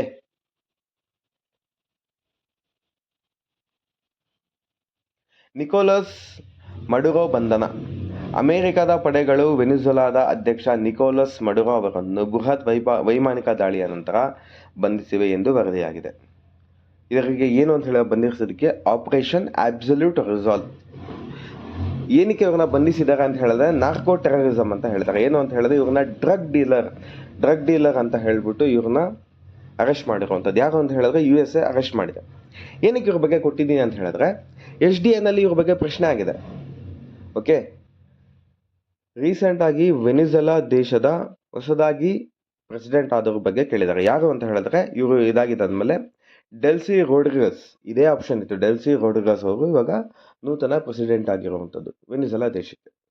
ನೋಡಿ, ಏನಕ್ಕೆ ಇವ್ರನ್ನ ಬಂಧನ ಮಾಡಿರುವಂಥದ್ದು ಅಂತ ಹೇಳಿದ್ರೆ narco terrorism. But the real fact ಏನು ಅಂತ ಹೇಳಿದ್ರೆ ಇವರು ಬಂದು ವೆನಿಜುಲಾ ಏನು ಅಂತ ಹೇಳಿದ್ರೆ ಅತ್ಯಂತ ಕ್ರೂಡ್ ಆಯಿಲ್ ಇರುವಂತಹ ಒಂದು ದೇಶ. ಅಲ್ಲಿ ಪೆಟ್ರೋಲಿಯಂ ರಿಸರ್ವ್ ಅನ್ನೋದು ಜಾಸ್ತಿ ಇದೆ, ಕ್ರೂಡ್ ರಿಸರ್ವ್ ಅನ್ನೋದು ಜಾಸ್ತಿ ಇದೆ. ಓಕೆ, ಈ ಕ್ರೂಡ್ ಆಯಿಲ್ನ ಅವ್ರು ಏನು ಮಾಡ್ತಾ ಇದ್ರು ಅಂತ ಹೇಳಿದ್ರೆ ಡಾಲರ್ ಮುಖಾಂತರ ಎಕ್ಸ್ಪೋರ್ಟ್ ಮಾಡ್ತಾಯಿದ್ರು, ಡಾಲರಲ್ಲಿ ಎಕ್ಸ್ಪೋರ್ಟ್ ಮಾಡ್ತಾಯಿದ್ರು. ಇವ್ರು ಏನು ಮಾಡಿದ್ರು ಅಂತ ಹೇಳಿದ್ರೆ ಇನ್ಮೇಲೆ ನಾನು ಡಾಲರಲ್ಲಿ ಮಾಡಲ್ಲ, ಯೂರೋನಲ್ಲಿ ಮಾಡ್ತೀನಿ ಅಂತ ಒಂದು ಘೋಷಣೆ ಕೊಟ್ಟರು. ಘೋಷಣೆ ಮಾಡಿದ ಜಸ್ಟ್ 2 days ಒಳಗಡೆ ಇವ್ರನ್ನ ನಾರ್ಕೋ ಟೆರರಿಸ್ಟ್ ಅಂದ್ಬಿಟ್ಟು ಅರೆಸ್ಟ್ ಮಾಡಿದ್ದಾರೆ ಅಮೆರಿಕಾದವರು. Okay, so this is the global geo politics. ಇದು ಅಮೆರಿಕ ದೇಶ ಯಾವತ್ತಿದ್ರೆ ಕೂಡ ತಾನೇ ದುಡ್ಡೋನಾಗಿರಬೇಕು, ತಂದುಬಿಟ್ರೆ ಇನ್ಯಾರಿಲ್ಲ, ಅದಕ್ಕೋಸ್ಕರ ಅವ್ರು ಏನು ಬೇಕಾದರೂ ಮಾಡೋದಕ್ಕೆ ರೆಡಿ ಇರ್ತಾರೆ.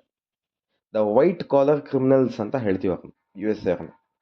ಓಕೆ, ಅವರು ಏನು ಅಂತ ಹೇಳಿದ್ರೆ ಅವರೇ ಬೆಳಿಬೇಕು, ಬೇರೆಯವ್ರು ಬೆಳಿಬಾರ್ದು ಅವ್ರಿಗೆ. So this is the thing. ಇದರಲ್ಲಿ ಯಾವ್ದು ಇಂಪಾರ್ಟೆಂಟ್ ಅಂತ ಹೇಳಿದ್ರೆ ಅಧ್ಯಕ್ಷರ ಹೆಸರು ಬಂದು ನಿಕೋಲಸ್ ಮಡುರೋ. ಏನಕ್ಕೆ ಅರೆಸ್ಟ್ ಮಾಡಿದ್ದಾರೆ ಅಂತ ಹೇಳಿದ್ರೆ ನಾರ್ಕೋ ಟೆರರಿಸಮ್ಗೆ. ಯಾರು ಅರೆಸ್ಟ್ ಮಾಡಿದ್ದಾರೆ? USA. ನೂತನವಾಗಿ ಯಾರಲ್ಲಿ ಪ್ರೆಸಿಡೆಂಟ್ ಆಗಿದ್ದಾರೆ ಅಂತ ಹೇಳಿದ್ರೆ Delcy Rodrigues.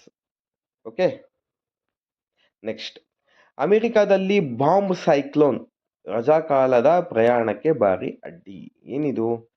Winter storm Ezra ಎಂಬ ಶಕ್ತಿಯುತ ಚಳಿಗಾಲದ ಬಿರುಗಾಳಿಯು ಅಮೆರಿಕಾದಲ್ಲಿ ವೇಗವಾಗಿ ಬಾಂಬ್ ಸೈಕ್ಲೋನ್ ಆಗಿ ಬದಲಾವಣೆ ಆಗಿದ್ದು ವಿಮಾನಗಳ ರದ್ದತಿ, ಹಿಮಪಾತ, ವಿದ್ಯುತ್ ಕಡಿತ ಮತ್ತು ಚಂಡಮಾರುತ ವೇಗವಾದ ಗಾಳಿಯಿಂದಾಗಿ ರಜಾಕಾಲದ ಪ್ರಯಾಣಕ್ಕೆ ಭಾರಿ ಅಡಚಣೆ ಉಂಟು ಮಾಡಿದೆ. ಬಾಂಬ್ ಸೈಕ್ಲೋನ್ ಅಂದರೆ ಇದು ಮಧ್ಯ ಅಕ್ಷಾಂಶದ ಶಕ್ತಿಯುತ ಹವಾಮಾನ ವ್ಯವಸ್ಥೆಯಾಗಿದ್ದು ಇದು ಎಕ್ಸ್ಪ್ಲೋಸಿವ್ ಸೈಕ್ಲೋಜೆನೆಸಿಸ್ ಎಂಬ ಪ್ರಕ್ರಿಯೆಗೆ ಒಳಗಾಗುತ್ತದೆ. ಕೇವಲ 24 ಗಂಟೆಗಳಲ್ಲಿ ವಾಯುಮಂಡಲದ ಕೇಂದ್ರ ಒತ್ತಡವು ಅತ್ಯಂತ ವೇಗವಾಗಿ ಕುಸಿಯುತ್ತದೆ. ಇದರಿಂದಾಗಿ ತೀವ್ರವಾದ ಮತ್ತು ವ್ಯಾಪಕವಾದ ಹವಾಮಾನ ಬದಲಾವಣೆಗಳು ಸಂಭವಿಸುತ್ತದೆ. ಕರ್ನಾಟಕದಲ್ಲಿ ಮೊಟ್ಟ ಮೊದಲ ಬಾರಿಗೆ ಗಂಧದ ಬಣ್ಣದ ಚಿರತೆ ಸ್ಯಾಂಡಲ್ವುಡ್ ಲೆಪರ್ಡ್. ಕರ್ನಾಟಕದ ವಿಜಯನಗರ ಜಿಲ್ಲೆಯಲ್ಲಿ ಅತ್ಯಂತ ಅಪರೂಪ ಬಣ್ಣದ ಚಿರತೆಯು ಕಲರ್ ಮಾರ್ಫ್ ಆಗಿರುವಂಥದ್ದು ಓಕೆ ಮೊದಲ ಬಾರಿಗೆ ದಾಖಲಿಸಿದೆ. ಸಾಮಾನ್ಯವಾಗಿ ಚಿರತೆಗಳು ಹಳದಿ ಮಿಶ್ರಿತ ಕಂದು ಬಣ್ಣದ ಚರ್ಮ ಮತ್ತು ಅದರ ಮೇಲೆ ಕಪ್ಪು ಬಣ್ಣದ ಉಂಗುರದಂತಹ ಮಚ್ಚೆಗಳು ಹೊಂದಿರುತ್ತದೆ. ಆದರೆ ಈ ವಿಶಿಷ್ಟ ಚಿರತೆಯು ತಿಳಿ ಕೆಂಪು ಗುಲಾಬಿ ಬಣ್ಣದ ಚರ್ಮವನ್ನು ಹೊಂದಿದ್ದು ಇದು ಗಂಧದ ಬಣ್ಣವನ್ನು ಹೋಲುತ್ತದೆ. ಇದರ ಮಚ್ಚೆಗಳು ಕೂಡ ಕಪ್ಪಗಿರದೆ ತಿಳಿ ಕಂದು ಬಣ್ಣದಲ್ಲಿರುವಂಥದ್ದು. ಅದಕ್ಕೋಸ್ಕರ ಇದಕ್ಕೆ ಗಂಧದ ಬಣ್ಣದ ಚಿರತೆ ಅಂತ ಹೆಸರಿಟ್ಟಿರುವಂಥದ್ದು. ನೆಕ್ಸ್ಟ್ 77ನೇ ಗಣರಾಜ್ಯೋತ್ಸವ ಹೈಲೈಟ್ಸ್. 77ನೇ ಗಣರಾಜ್ಯೋತ್ಸವ ಪ್ರಮುಖ ಮುಖ್ಯಾಂಶಗಳು. ಭಾರತವು ತನ್ನ 77ನೇ ಗಣರಾಜ್ಯೋತ್ಸವವನ್ನು ವಂದೇ ಮಾತರಂ ರಚನೆಯಾದ 150ನೇ ವರ್ಷದ ಸಂಭ್ರಮದೊಂದಿಗೆ ಅತ್ಯಂತ ಅದ್ಧೂರಿಯಾಗಿ ಆಚರಿಸಿತು. ವಂದೇ ಮಾತರಂನ ಯಾರು ಬರೆದಿದ್ದಾರೆ ಕಮೆಂಟ್ ಸೆಕ್ಷನಲ್ಲಿ ಕಮೆಂಟ್ ಮಾಡಿ. ಎಷ್ಟೋ ಜನಕ್ಕೆ ಅದು ಗೊತ್ತಿಲ್ಲ. ಮುಖ್ಯ ಅತಿಥಿಗಳು ವೆರಿ ಇಂಪಾರ್ಟೆಂಟ್. ಯುರೋಪಿಯನ್ ಕೌನ್ಸಿಲ್ ಅಧ್ಯಕ್ಷ ಆಂಟೋನಿಯೋ ಕೋಸ್ಟಾ ಮತ್ತು ಯುರೋಪಿಯನ್ ಕಮಿಷನ್ ಅಧ್ಯಕ್ಷೆ ಉರ್ಸುಲಾ ವಾಂಡರ್ ಲೇಯನ್ ಇಬ್ರು ಕೂಡ ಇಂಪಾರ್ಟೆಂಟ್. ಓಕೆ, ನೆಕ್ಸ್ಟ್ ಪ್ರಮುಖ ಶೌರ್ಯ ಪ್ರಶಸ್ತಿ. ಗಗನಯಾತ್ರಿ ಗ್ರೂಪ್ ಕ್ಯಾಪ್ಟನ್ ಶುಭಾಂಶು ಶುಕ್ಲಾ ಅವರಿಗೆ ಅಶೋಕ ಚಕ್ರ ಪ್ರಶಸ್ತಿ ಪ್ರದಾನ ಮಾಡಲಾಯಿತು. ವಿಶೇಷ ಪ್ರದರ್ಶನ. ಆಪರೇಷನ್ ಸಿಂಧೂರ್ ಕಾರ್ಯಾಚರಣೆಯ ಯಶಸ್ಸನ್ನು ಪ್ರತಿಬಿಂಬಿಸುವ ತ್ರಿವಿಧ ದಳಗಳ ಜಂಟಿ ಪ್ರದರ್ಶನವು ಈ ಬಾರಿಯ ಆಕರ್ಷಣೆಯಾಗಿತ್ತು. ಇದರ ಜೊತೆಗೆ ಹೈಲೈಟ್ಸ್. ಓಕೆ, ಅತ್ಯುತ್ತಮ ಸ್ತಬ್ಧ ಚಿತ್ರಗಳು. ನಂಬರ್ 1 ಪ್ರಥಮ ಸ್ಥಾನ ಮಹಾರಾಷ್ಟ್ರ. ಏನು ಅಂತ ಹೇಳಿದ್ರೆ ಥೀಮು ಗಣೇಶೋತ್ಸವ, ಆತ್ಮನಿರ್ಭರತೆಯ ಸಂಕೇತ. ನಂಬರ್ 2 ಜಮ್ಮು ಮತ್ತು ಕಾಶ್ಮೀರ. ಜಮ್ಮು ಕಾಶ್ಮೀರದ ಕರಕುಶಲ ಮತ್ತು ಜಾನಪದ ನೃತ್ಯಗಳು. ತೃತೀಯ ಕೇರಳ, ವಾಟರ್ ಮೆಟ್ರೋ ಮತ್ತು 100% ಡಿಜಿಟಲ್ ಸಾಕ್ಷರತೆ. ಅತ್ಯುತ್ತಮ ಸ್ತಬ್ಧ ಚಿತ್ರ ಕೇಂದ್ರ ಸಚಿವಾಲಯಗಳು, ಅಂದರೆ ಸೆಂಟರ್ದ ಆಫೀಸಸ್ ಇರುತ್ತಲ್ಲ ಅವ್ರು ಕೊಟ್ಟಿರುವಂಥದ್ದು. ವಿಜೇತರು ಬಂದು ಸಂಸ್ಕೃತಿ ಸಚಿವಾಲಯ. ವಿಷಯ ವಂದೇ ಮಾತರಂ, ಒಂದು ರಾಷ್ಟ್ರದ ಆತ್ಮದ ಕೂಗು. ಓಕೆ, ಅತ್ಯುತ್ತಮ ಪಥಸಂಚಲನದ ತಂಡ ಮಾರ್ಚಿಂಗ್ ಕಾಂಟಿಜೆಂಟ್ಸ್ ಯಾವುದು ಅಂತ ಹೇಳಿದ್ರೆ ತ್ರಿವಿಧ ದಳಗಳಲ್ಲಿ ಭಾರತೀಯ ನೌಕಾದಳ, ಅರೆಸೇನಾ ಪಡೆಗಳಲ್ಲಿ ದೆಹಲಿ ಪೊಲೀಸ್. ಜನಪ್ರಿಯ ಆಯ್ಕೆ ಅಸ್ಸಾಂ ರೆಜಿಮೆಂಟ್ ಮತ್ತು CRPFಗೆ ಪ್ರಶಸ್ತಿ ಲಭಿಸಿದೆ. ಭಾರತದ ಮೊದಲ ಹೈಡ್ರೋಜನ್ ಚಾಲಿತ ರೈಲಿನ ಪ್ರಾಯೋಗಿಕ ಸಂಚಾರ ಆರಂಭ. ಇಂಡಿಯಾಸ್ ಫಸ್ಟ್ ಹೈಡ್ರೋಜನ್ ಟ್ರೈನ್ ಆಗಿರುತ್ತೆ ಇದು ಕೂಡ important. Bullet train important, hydrogen train ಕೂಡ ಇಂಪಾರ್ಟೆಂಟ್. ಓಕೆ, ಭಾರತದ ಮೊದಲ ಹೈಡ್ರೋಜನ್ ಚಾಲಿತ ಪ್ರಾಯೋಗಿಕ ಸಂಚಾರ ಆರಂಭವಾಗಿದ್ದು ರೈಲ್ವೆ ಇಲಾಖೆಯು ಸಂಶೋಧನಾ ವಿನ್ಯಾಸಗಳು ಮತ್ತು ಮಾನದಂಡಗಳ ಸಂಸ್ಥೆ ಇದರ ಪರೀಕ್ಷೆಯನ್ನು ನಡೆಸುತ್ತದೆ. ತಯಾರಿಕೆ. ಈ ರೈಲನ್ನು ಚೆನ್ನೈ ಮೂಲದ ಇಂಟರ್ಗಲ್ ಕೋಚ್ ಫ್ಯಾಕ್ಟರಿ ಅಭಿವೃದ್ಧಿಪಡಿಸಿದೆ. ಸ್ಥಳ ಉತ್ತರ ರೈಲ್ವೆ ಜಿಂದ್ ಸೋನಿಪಟ್ ವಿಭಾಗದಲ್ಲಿ ಈ ಪ್ರಾಯೋಗಿಕ ಸಂಚಾರ ನಡೆಯುತ್ತದೆ. ಓಕೆ, ಜಾಗತಿಕ ಸಾಧನೆ ನೋಡ್ಕೊಳ್ಳಿ, ಇದು ಇಂಪಾರ್ಟೆಂಟ್. ಈ ಸಾಧನೆಯ ಮೂಲಕ ಭಾರತವು ಜರ್ಮನಿ, ಸ್ವೀಡನ್, ಜಪಾನ್ ಮತ್ತು ಚೀನಾದಂತಹ ಹೈಡ್ರೋಜನ್ ರೈಲುಗಳನ್ನು ನಿರ್ವಹಿಸುವ ವಿಶ್ವದ ಆಯ್ದ ರಾಷ್ಟ್ರಗಳ ಸಾರಿಗೆ ಬರುತ್ತದೆ. ಲಾಸ್ಟ್ ನೋಡ್ಕೊಳ್ಳಿ ಪಾಯಿಂಟ್, ಪರಿಸರ ಸ್ನೇಹಿ. ಇದು ಶೂನ್ಯ ಇಂಗಾಲದ ಡೈಆಕ್ಸೈಡ್ ಹೊರಸೂಸುವಿಕೆಯನ್ನು ಹೊಂದಿದೆ. ಇಲ್ಲಿ ಕೇವಲ ನೀರಿನ ಹಬೆ ಮಾತ್ರ ಹೊರಬರುತ್ತದೆ. ಓಕೆ, ನೆಕ್ಸ್ಟ್ ಬಯೋಬಿಟುಮನ್ ವಾಣಿಜ್ಯಿಕವಾಗಿ ಉತ್ಪಾದಿಸಿದ ವಿಶ್ವದ ಮೊದಲ ದೇಶವಾಗಿ ಭಾರತ. ಓಕೆ, ಬಿಟುಮಿನ್ ಅಂದ್ರೆ ಏನು ಗೊತ್ತಾ ನೋಡಿ, ರೋಡ್ ಆಗ್ಬೇಕಿದ್ದಾಗ ಲಿಕ್ವಿಡ್ ತರ ಕೊಡ್ತಾರಲ್ವಾ, ಲೈಕ್ ಬೈಂಡಿಂಗ್ ತರ ಕೊಡ್ತಾರೆ. ಇದು ಏನು ಅಂತ ಹೇಳಿದ್ರೆ ಒಂದು ಅಂಟು ತರ ಕೊಡ್ತಾರೆ, ಅದಕ್ಕೆ ಬಿಟುಮನ್ ಅಂತ ಹೇಳ್ತೀವಿ. ಈ ಬಿಟುಮನ್ನ ನಾವು ನ್ಯಾಚುರಲ್ ಆಗಿ ತಯಾರಿಸಿದ್ವಿ ಭಾರತದಲ್ಲಿ. ರಸ್ತೆ ನಿರ್ಮಾಣಕ್ಕಾಗಿ ಬಯೋಬಿಟುಮನ್ ಅನ್ನು ವಾಣಿಜ್ಯಿಕವಾಗಿ ಉತ್ಪಾದಿಸಿದ ವಿಶ್ವದ ಮೊದಲ ದೇಶ ಎಂಬ ಹೆಗ್ಗಳಿಕೆಗೆ ಭಾರತ ಪಾತ್ರವಾಗಿದೆ. ಇದು ಹಸಿರು ಮೂಲ ಸೌಕರ್ಯ ಕ್ಷೇತ್ರದಲ್ಲಿ ಜಾಗತಿಕ ಮೈಲುಗಲ್ಲಾಗಿದೆ.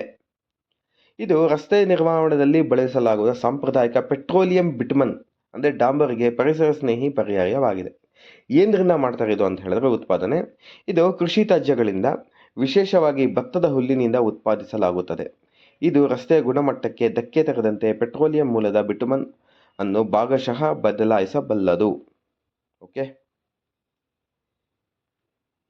ಸೊ ಪರಿಸರ ಸ್ನೇಹಿ ಆಗುತ್ತಿದ್ದು ಇಂಪಾರ್ಟೆಂಟ್. UGC ನಾರ್ಮ್ಸ್ ತುಂಬ ಇಂಪಾರ್ಟೆಂಟ್. ಇದ್ರ ಬಗ್ಗೆ ಡಿಸ್ಕಷನ್ ಮಾಡಲೇಬೇಕು. UGCದು ರೀಸೆಂಟಾಗಿ UGC ಒಂದು ನಾರ್ಮ್ಸ್ನ ರಿಲೀಸ್ ಮಾಡಿದೆ. Okay, university grant commission. ಹೌದಾ, ಹೊಸ ನಿಯಮಾವಳಿಗಳಲ್ಲಿ ಏನಂತ ಇದೆ, ಏನಕ್ಕೆ ಇಷ್ಟೆಲ್ಲ ಇದು ಲೈಕ್ ತುಂಬ ಸ್ಟೂಡೆಂಟ್ಸ್ ಇದಕ್ಕೆಲ್ಲ ಆಗ್ರಹ ಮಾಡಿರುವಂಥದ್ದು. ಹೊಸ ನಿಯಮಾವಳಿಗಳ ವಿರುದ್ಧ ಸುಪ್ರೀಂ ಕೋರ್ಟ್ನಲ್ಲಿ ಅರ್ಜಿ. ಮೀಸಲಾತಿ ಕುರಿತು ಪ್ರಶ್ನೆ ನೋಡ್ಕೊಳ್ಳಿ. ಇದು ವಿಶ್ವವಿದ್ಯಾಲಯ ಧನ ಸಹಾಯ ಆಯೋಗವು ಬಿಡುಗಡೆ ಮಾಡಿದ ಉನ್ನತ ಶಿಕ್ಷಣ ಸಂಸ್ಥೆಗಳಲ್ಲಿ ಸಮಾನತೆಯ ಉತ್ತೇಜನ ನಿಯಮಾವಳಿಗಳು 2026ರ ನಿಯಮ 3C ಸಾಂವಿಧಾನಿಕ ಸಿಂಧುತ್ವವನ್ನು ಪ್ರಶ್ನಿಸಿ ಸುಪ್ರೀಂ ಕೋರ್ಟ್ನಲ್ಲಿ ಅರ್ಜಿ ಸಲ್ಲಿಸಿದೆ. ಈ ಹೊಸ ನಿಯಮಾವಳಿಗಳು ಉನ್ನತ ಶಿಕ್ಷಣ ಸಂಸ್ಥೆಗಳಲ್ಲಿ ನಡೆಯುವ ಜಾತಿ ಆಧಾರಿತ ತಾರತಮ್ಯವನ್ನು ತಡೆಗಟ್ಟುವ ಗುರಿಯನ್ನು ಹೊಂದಿದೆ. ಇದು 2012ರ ಹಿಂದಿನ ಮಾರ್ಗಸೂಚಿಗಳಿಗಿಂತ ಹೆಚ್ಚು ಕಟ್ಟುನಿಟ್ಟಾಗಿವೆ ಮತ್ತು ಕಡ್ಡಾಯವಾಗಿ ಪಾಲಿಸಬೇಕಾದ ನಿಯಮಗಳಾಗಿದೆ. ಏನಿದೆ ಇದರಲ್ಲಿ ಅಂತ ಹೇಳಿದ್ರೆ ನೋಡಿ, ವ್ಯಾಪ್ತಿ. ಈ ನಿಯಮಗಳು ಭಾರತದ ಎಲ್ಲಾ ಸರ್ಕಾರಿ, ಖಾಸಗಿ, ಡೀಮ್ಡ್ ವಿಶ್ವವಿದ್ಯಾಲಯಗಳು ಮತ್ತು ಕಾಲೇಜುಗಳಿಗೆ ಅನ್ವಯಿಸುತ್ತದೆ. ಸಮಾನ ಅವಕಾಶ ಕೇಂದ್ರಗಳು. ಪ್ರತಿಯೊಂದು ಸಂಸ್ಥೆಯ ದೂರನ್ನು ಆಲಿಸಲು ಮತ್ತು ಬೆಂಬಲ ನೀಡಲು ಈ ಕೇಂದ್ರಗಳನ್ನು ಸ್ಥಾಪಿಸುವುದು ಕಡ್ಡಾಯ. ಪ್ರತಿ ಯೂನಿವರ್ಸಿಟಿನಲ್ಲಿ, ಪ್ರತಿ ಕಾಲೇಜಲ್ಲಿ ಕೂಡ ಇದು ಮಾಡಬೇಕು ಅಂತ ಹೇಳಿರುವಂಥದ್ದು. ಆನ್ಲೈನ್ ದೂರು ಪೋರ್ಟಲ್ ಮತ್ತು 24/7 ಸಹಾಯವಾಣಿ ನಿರ್ಮಿಸಬೇಕು. ಓಕೆ, ದೂರುಗಳ ತನಿಖೆ ಮಾಡಲು ಮತ್ತು ನಿಗದಿತ ಅವಧಿಗಳಲ್ಲಿ ನಿರ್ಧಾರ ತೆಗೆದುಕೊಳ್ಳಲು ಈಕ್ವಿಟಿ ಕಮಿಟಿ ಸ್ಥಾಪಿಸಬೇಕು. ಎಲ್ಲ ಓಕೆ. ಇವೆಲ್ಲ ಏನು ಅಂತ ಹೇಳಿದ್ರೆ, ಕಾಲೇಜಲ್ಲಿ ಅಸಮಾನತೆ ಏನಾದರೂ ಆದರೆ ಕಾಲೇಜಲ್ಲಿ ಸಮಿತಿ ನಿರ್ಮಾಣ ಮಾಡಬೇಕು, ಆನ್ಲೈನ್ ದೂರೆಲ್ಲ ಕೊಡಬೇಕು, ಈಕ್ವಿಟಿ ಸಮಿತಿ ಮಾಡಬೇಕು, ಇವೆಲ್ಲ ಓಕೆ. ಆದರೆ ಈ ಒಂದು ಬಿಲ್ಲಲ್ಲಿ ಏನೊಂದು ಲೋಪದೋಷಗಳಿದೆ ಅಂತ ಹೇಳಿದ್ರೆ, ಈ ನಿಯಮಗಳಲ್ಲಿ ಸುಳ್ಳು ಅಥವಾ ದುರುದ್ದೇಶಪೂರಿತ ದೂರುಗಳನ್ನು ನೀಡುವವರ ವಿರುದ್ಧ ಯಾವುದೇ ನಿರ್ದಿಷ್ಟ ದಂಡದ ವ್ಯವಸ್ಥೆ ಇಲ್ಲದಿರುವುದು ದುರುಪಯೋಗದ ಆತಂಕವನ್ನು ಮೂಡಿಸಿದೆ. ಫಾರ್ ಎಕ್ಸಾಂಪಲ್, ನಾನು ಒಬ್ಬನ ಮೇಲೆ ದೂರು ಮಾಡ್ತೀನಿ, ಕ್ಯಾಸ್ಟಿಸಮ್ ದೂರು ಮಾಡ್ತೀನಿ, ಆದರೆ ಅವನು ನನ್ನ ಏನು ಒಂದೇ ಇರಲ್ಲ. ಅದು ಏನಾಗಿರುತ್ತೆ ಅಂತ ಹೇಳಿದ್ರೆ ಸುಳ್ಳು ದೂರ ಆಗಿರುತ್ತೆ. ಇವಾಗ ನಾನು ಅವನ ಮೇಲೆ ಸುಳ್ಳು ಒಂದು ಆರೋಪ ಮಾಡ್ತಿರುವಂಥದ್ದು, ಅದು ಸುಳ್ಳು ಅಂತ ಪ್ರೂವ್ ಆದಾಗ ನನ್ನ ಮೇಲೆ ಏನಿರಲ್ಲ, ಕೇಸ್ ಏನಿರಲ್ಲ, ಲೈಕ್ ನನ್ನ ಮೇಲೆ ಒಂದು ಏನು ಆ್ಯಕ್ಷನ್ ಕೂಡ ತಗೊಳ್ಳಲ್ಲ. ಇದು ಫಸ್ಟ್ ಪಾಯಿಂಟ್. ನೆಕ್ಸ್ಟ್, ಅರ್ಜಿದಾರರು ಕೇವಲ SC, ST, OBC ವರ್ಗಗಳಿಗೆ ಮಾತ್ರ ಏಕೆ ಕೋಟಾ ಅಥವಾ ರಕ್ಷಣೆ ನೀಡಲಾಗಿದೆ ಎಂದು ಪ್ರಶ್ನಿಸುವ ಮೂಲಕ ಈ ನಿಯಮದ ಸಾಂವಿಧಾನಿಕತೆಯನ್ನು ಪ್ರಶ್ನಿಸಿದೆ.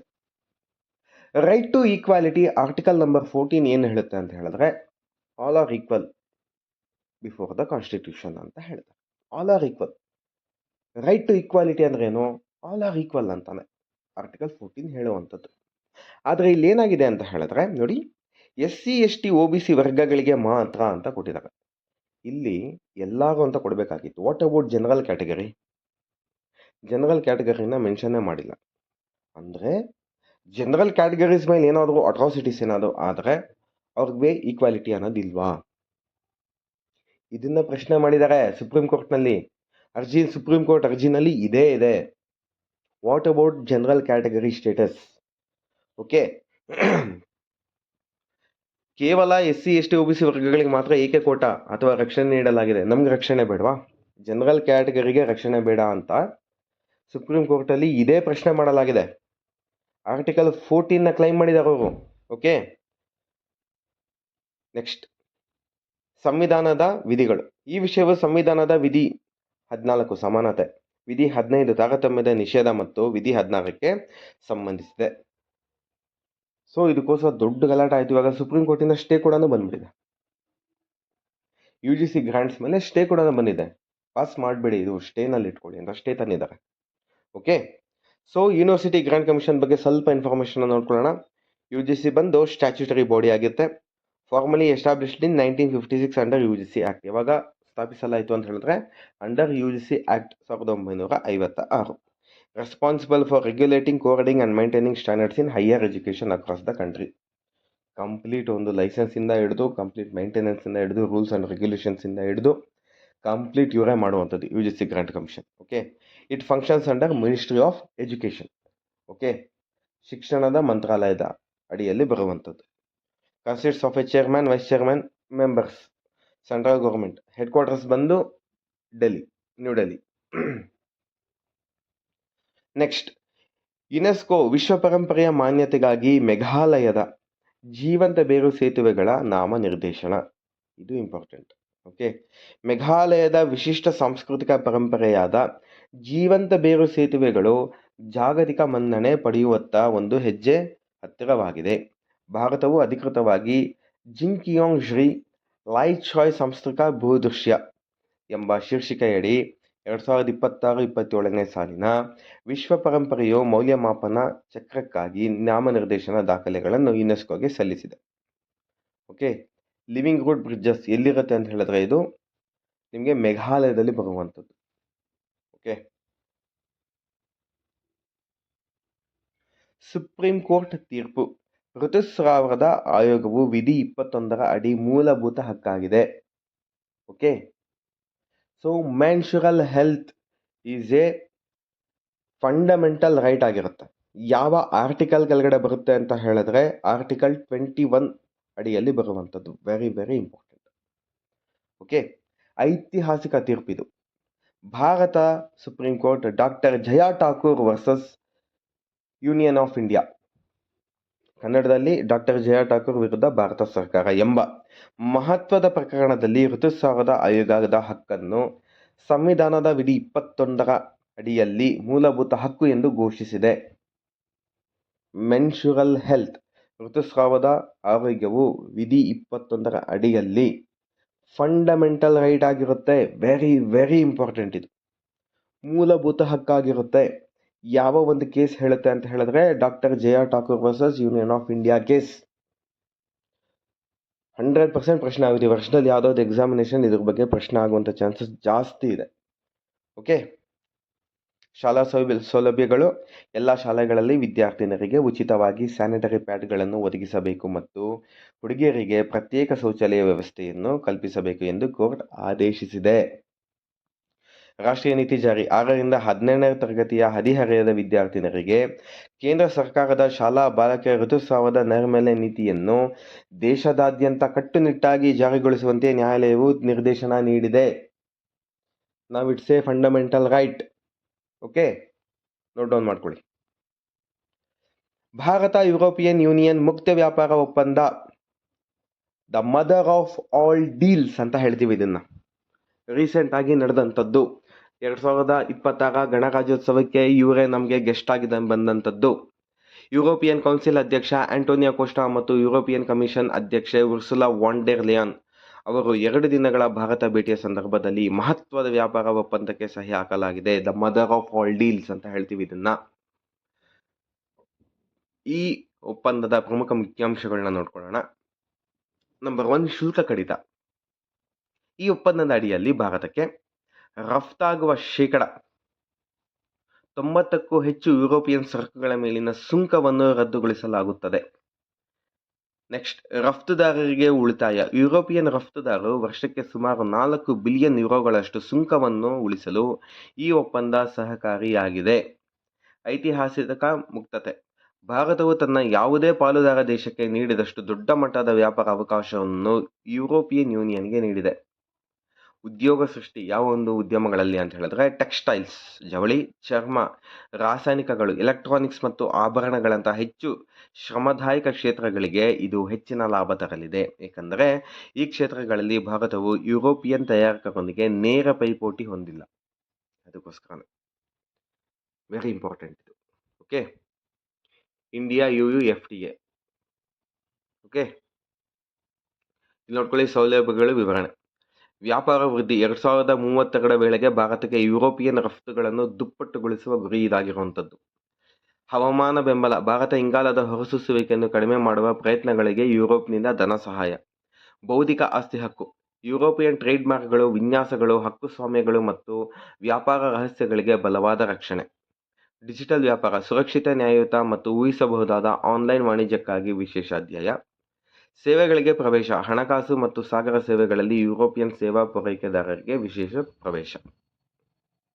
ನೆಕ್ಸ್ಟ್, ಭಾರತ ವಿಶ್ವದ ಅತಿ ದೊಡ್ಡ ಭತ್ತ ಉತ್ಪಾದಕ ರಾಷ್ಟ್ರ. ವಿಶ್ವಕ್ಕೆ ಇದು number 1 exporter of number 1 producer of rice और number 1 producer of paddy. Okay, ಕೇಂದ್ರ ಕೃಷಿ ಸಚಿವರು ನೀಡಿರುವ ಅಧಿಕೃತ ಹೇಳಿಕೆಯ ಪ್ರಕಾರ ಭಾರತವು ಚೀನಾವನ್ನು ಹಿಂದಿಕ್ಕಿ ವಿಶ್ವದ ನಂಬರ್ 1 ಭತ್ತ ಉತ್ಪಾದಕ ರಾಷ್ಟ್ರವಾಗಿ ಹೊರಹೊಮ್ಮಿದೆ. ಭಾರತದ ಉತ್ಪಾದನೆ 150.18 ಮಿಲಿಯನ್ ಟನ್. ಚೀನಾದ ಉತ್ಪಾದನೆ 145.28 ಮಿಲಿಯನ್ ಟನ್. ಈ ಸಾಧನೆಯು ಭಾರತದ ಆಹಾರ ಭದ್ರತೆ ಮತ್ತು ಜಾಗತಿಕ ರಫ್ತು ಮಾರುಕಟ್ಟೆಯಲ್ಲಿ ದೇಶದ ಪ್ರಾಬಲ್ಯವನ್ನು ಎತ್ತಿ ತೋರಿಸುತ್ತದೆ. ದೀರ್ಘಕಾಲದವರೆಗೆ ಪಶ್ಚಿಮ ಬಂಗಾಳವು ಮೊದಲ ಸ್ಥಾನದಲ್ಲಿತ್ತು, ಆದರೆ ಇತ್ತೀಚಿನ ವರ್ಷಗಳಲ್ಲಿ ತೆಲಂಗಾಣ ನೀರಾವರಿ ಯೋಜನೆಗಳ ಫಲವಾಗಿ ಉತ್ಪಾದನೆಯಲ್ಲಿ ಭಾರಿ ಏರಿಕೆ ಕಂಡಿದೆ. ಎಲ್ಲ ಇಂಪಾರ್ಟೆಂಟ್, ಎಲ್ಲ ಪಾಯಿಂಟ್ಸ್ ಇಂಪಾರ್ಟೆಂಟ್, ನೋಟ್ ಡೌನ್ ಮಾಡ್ಕೊಳ್ಳಿ. 2025ರ ಶ್ರೇಯಾಂಕ ಮಹಿಳೆಯರಿಗಾಗಿ ಭಾರತದ ಅತ್ಯುತ್ತಮ ನಗರವಾಗಿ ಬೆಂಗಳೂರು ಘೋಷಿಸಿದೆ. ಇದು ಆಲ್ರೆಡಿ ಆಗಿದೆ, ಇದು ಆಲ್ರೆಡಿ ಹೇಳಿದ್ದೀನಿ ಇದು. ಆದರೆ ಈ ಒಂದು ಪಾಯಿಂಟ್ಸ್ ಮಿಸ್ ಆಗಿದೆ, ಸೊ ಅದಕ್ಕೋಸ್ಕರ ಕೊಟ್ಟಿರುವಂಥದ್ದು. ಹಾಗೆ ಬೆಂಗಳೂರು ಕೊಟ್ಟಿದೆ, ನೆಕ್ಸ್ಟ್ ಬೆಂಚ್ ಚೆನ್ನೈ ಕೊಟ್ಟಿದೆ ಅಲ್ವಾ. ನೋಡಿ, ಏನಕ್ಕೆ ಬೆಂಗಳೂರು ಅನ್ನೋದು ನಂಬರ್ 1 ಸ್ಥಾನದಲ್ಲಿದೆ ಅಂತ ಹೇಳಿದ್ರೆ, ಉದ್ಯೋಗದ ಹಬ್. IT ಮತ್ತು ಬಯೋಟೆಕ್ ವಲಯಗಳಲ್ಲಿ ಮಹಿಳೆಯರಿಗೆ ಹೆಚ್ಚಿನ ಉದ್ಯೋಗಾವಕಾಶಗಳು ಲಭಿಸಿರುವಂಥದ್ದು. ನೆಕ್ಸ್ಟ್ ಬಂದು ಶಕ್ತಿ ಯೋಜನೆ. ಕರ್ನಾಟಕ ಸರ್ಕಾರದ ಉಚಿತ ಬಸ್ ಪ್ರಯಾಣ ಯೋಜನೆಯು ಮಹಿಳೆಯರ ಚಲನಶೀಲತೆ ಮತ್ತು ಆರ್ಥಿಕ ಸ್ವಾತಂತ್ರ್ಯವನ್ನು ಹೆಚ್ಚಿಸಿದೆ. ನೆಕ್ಸ್ಟ್ ಸುರಕ್ಷತಾ ಕ್ರಮಗಳು. ಬೆಂಗಳೂರು ಪೊಲೀಸರು ಸುರಕ್ಷಾ ಆ್ಯಪ್ ಮತ್ತು ಸಿಸಿಟಿವಿ ಕಣ್ಗಾವಲು ವ್ಯವಸ್ಥೆಗಳನ್ನು ಮಹಿಳೆಯರಲ್ಲಿ ಹೆಚ್ಚಿನ ಆತ್ಮವಿಶ್ವಾಸ ಮೂಡಿಸಿದೆ. ಶಿಕ್ಷಣ ಮತ್ತು ನೈಪುಣ್ಯ. ಮಹಿಳೆಯ ಸಾಕ್ಷರತೆ ಮತ್ತು ಉನ್ನತ ಶಿಕ್ಷಣದಲ್ಲಿ ಬೆಂಗಳೂರಿನ ಸಾಧನೆ ಉತ್ತಮವಾಗಿದೆ. ಓಕೆ, ಸೊ ಫ್ರೆಂಡ್ಸ್, ಇನ್ನೊಂದ್ಸರಿ ಹೇಳ್ತಾ ಇದ್ದೀನಿ, ನಮ್ಮಲ್ಲಿ KA ನಡೆಸುವಂತಹ FDA, HDA ಮತ್ತು ಗ್ರೂಪ್ ಸಿ ಪೇಪರ್ 2 ಕಮ್ಯುನಿಕೇಷನ್ ಪೇಪರಲ್ಲಿ ಕಂಪ್ಯೂಟರ್ ಸೈನ್ಸ್, ಇಂಗ್ಲೀಷ್ ಮತ್ತು ಕನ್ನಡ ಟೋಟಲ್ 1500 ಕ್ವಶನ್ಸ್ ನಮ್ಮಲ್ಲಿ ಕ್ವಶನ್ ಬ್ಯಾಂಕ್ ಇರುವಂಥದ್ದು. ನಿಮ್ಗೇನಾದರೂ ಬೇಕಿದ್ದಲ್ಲಿ ಕೇವಲ 240 ರೂಪಾಯಿ ಆಫರಲ್ಲಿ ಕೊಡ್ತಿದ್ದೇವೆ. ನಿಮ್ಗೇನಾದ್ರು ಬೇಕಿದ್ದಲ್ಲಿ ಕೆಳಗಡೆ ಕಾಣುತ್ತಿರೋ ವಾಟ್ಸಪ್ ನಂಬರ್ಗೆ ನೀವು ಮೆಸೇಜ್ ಮಾಡಿ ಅಂತ ಹೇಳ್ತಾ ಇದ್ದೀನಿ. ಇದರ ಜೊತೆಗೆ ಈ ಒಂದು ಕ್ಲಾಸಿನ PDF ಏನಾದರೂ ನಿಮಗೆ ಬೇಕಿದ್ದಲ್ಲಿ ನಮ್ಮ ಟೆಲಿಗ್ರಾಮ್ ಚಾನಲ್ ಆದ ಸ್ಪರ್ಶ ಅಕಾಡೆಮಿಗೆ ನೀವು ಜಾಯಿನ್ ಆಗಿ. ಅಲ್ಲಿ ನಿಮಗೆ ಈ ಒಂದು ಕ್ಲಾಸಿನ PDF ಕೂಡ ನಿಮಗೆ ಸಿಗುತ್ತೆ. ಜೊತೆಗೆ ಹೆಚ್ಚಿನ ಅಪ್ಡೇಟ್ಸ್ ಎಲ್ಲ ಸಿಗುವಂಥದ್ದು, ಎಕ್ಸಾಮಿನೇಷನ್ ಅಪ್ಡೇಟ್ಸ್ ಆಗಿರ್ಬೋದು, ನೋಟಿಫಿಕೇಷನ್ ಅಪ್ಡೇಟ್ಸ್ ಆಗಿರ್ಬೋದು, ಎಲ್ಲ ನಿಮಗೆ ಟೆಲಿಗ್ರಾಮ್ ಚಾನಲಲ್ಲಿ ಆನ್ ಟೈಮಲ್ಲಿ ನಿಮಗೆ ಸಿಗುತ್ತೆ. ಸೊ ಈ ಒಂದು ವಿಡಿಯೋ ನಿಮಗೆ ಇಷ್ಟ ಆಗಿದ್ದಲ್ಲಿ ಲೈಕ್ ಮಾಡಿ, ಜೊತೆಗೆ ನಿಮ್ಮ ಫ್ರೆಂಡ್ಸ್ಗೆಲ್ಲ ಶೇರ್ ಮಾಡಿ. ತಮ್ಮೆಲ್ಲರಿಗೂ ಒಳ್ಳೆಯದಾಗಲಿ. God bless. ಜೈ ಹಿಂದ್, ಜೈ ಕರ್ನಾಟಕ ಮಾತೆ. ಧನ್ಯವಾದಗಳು.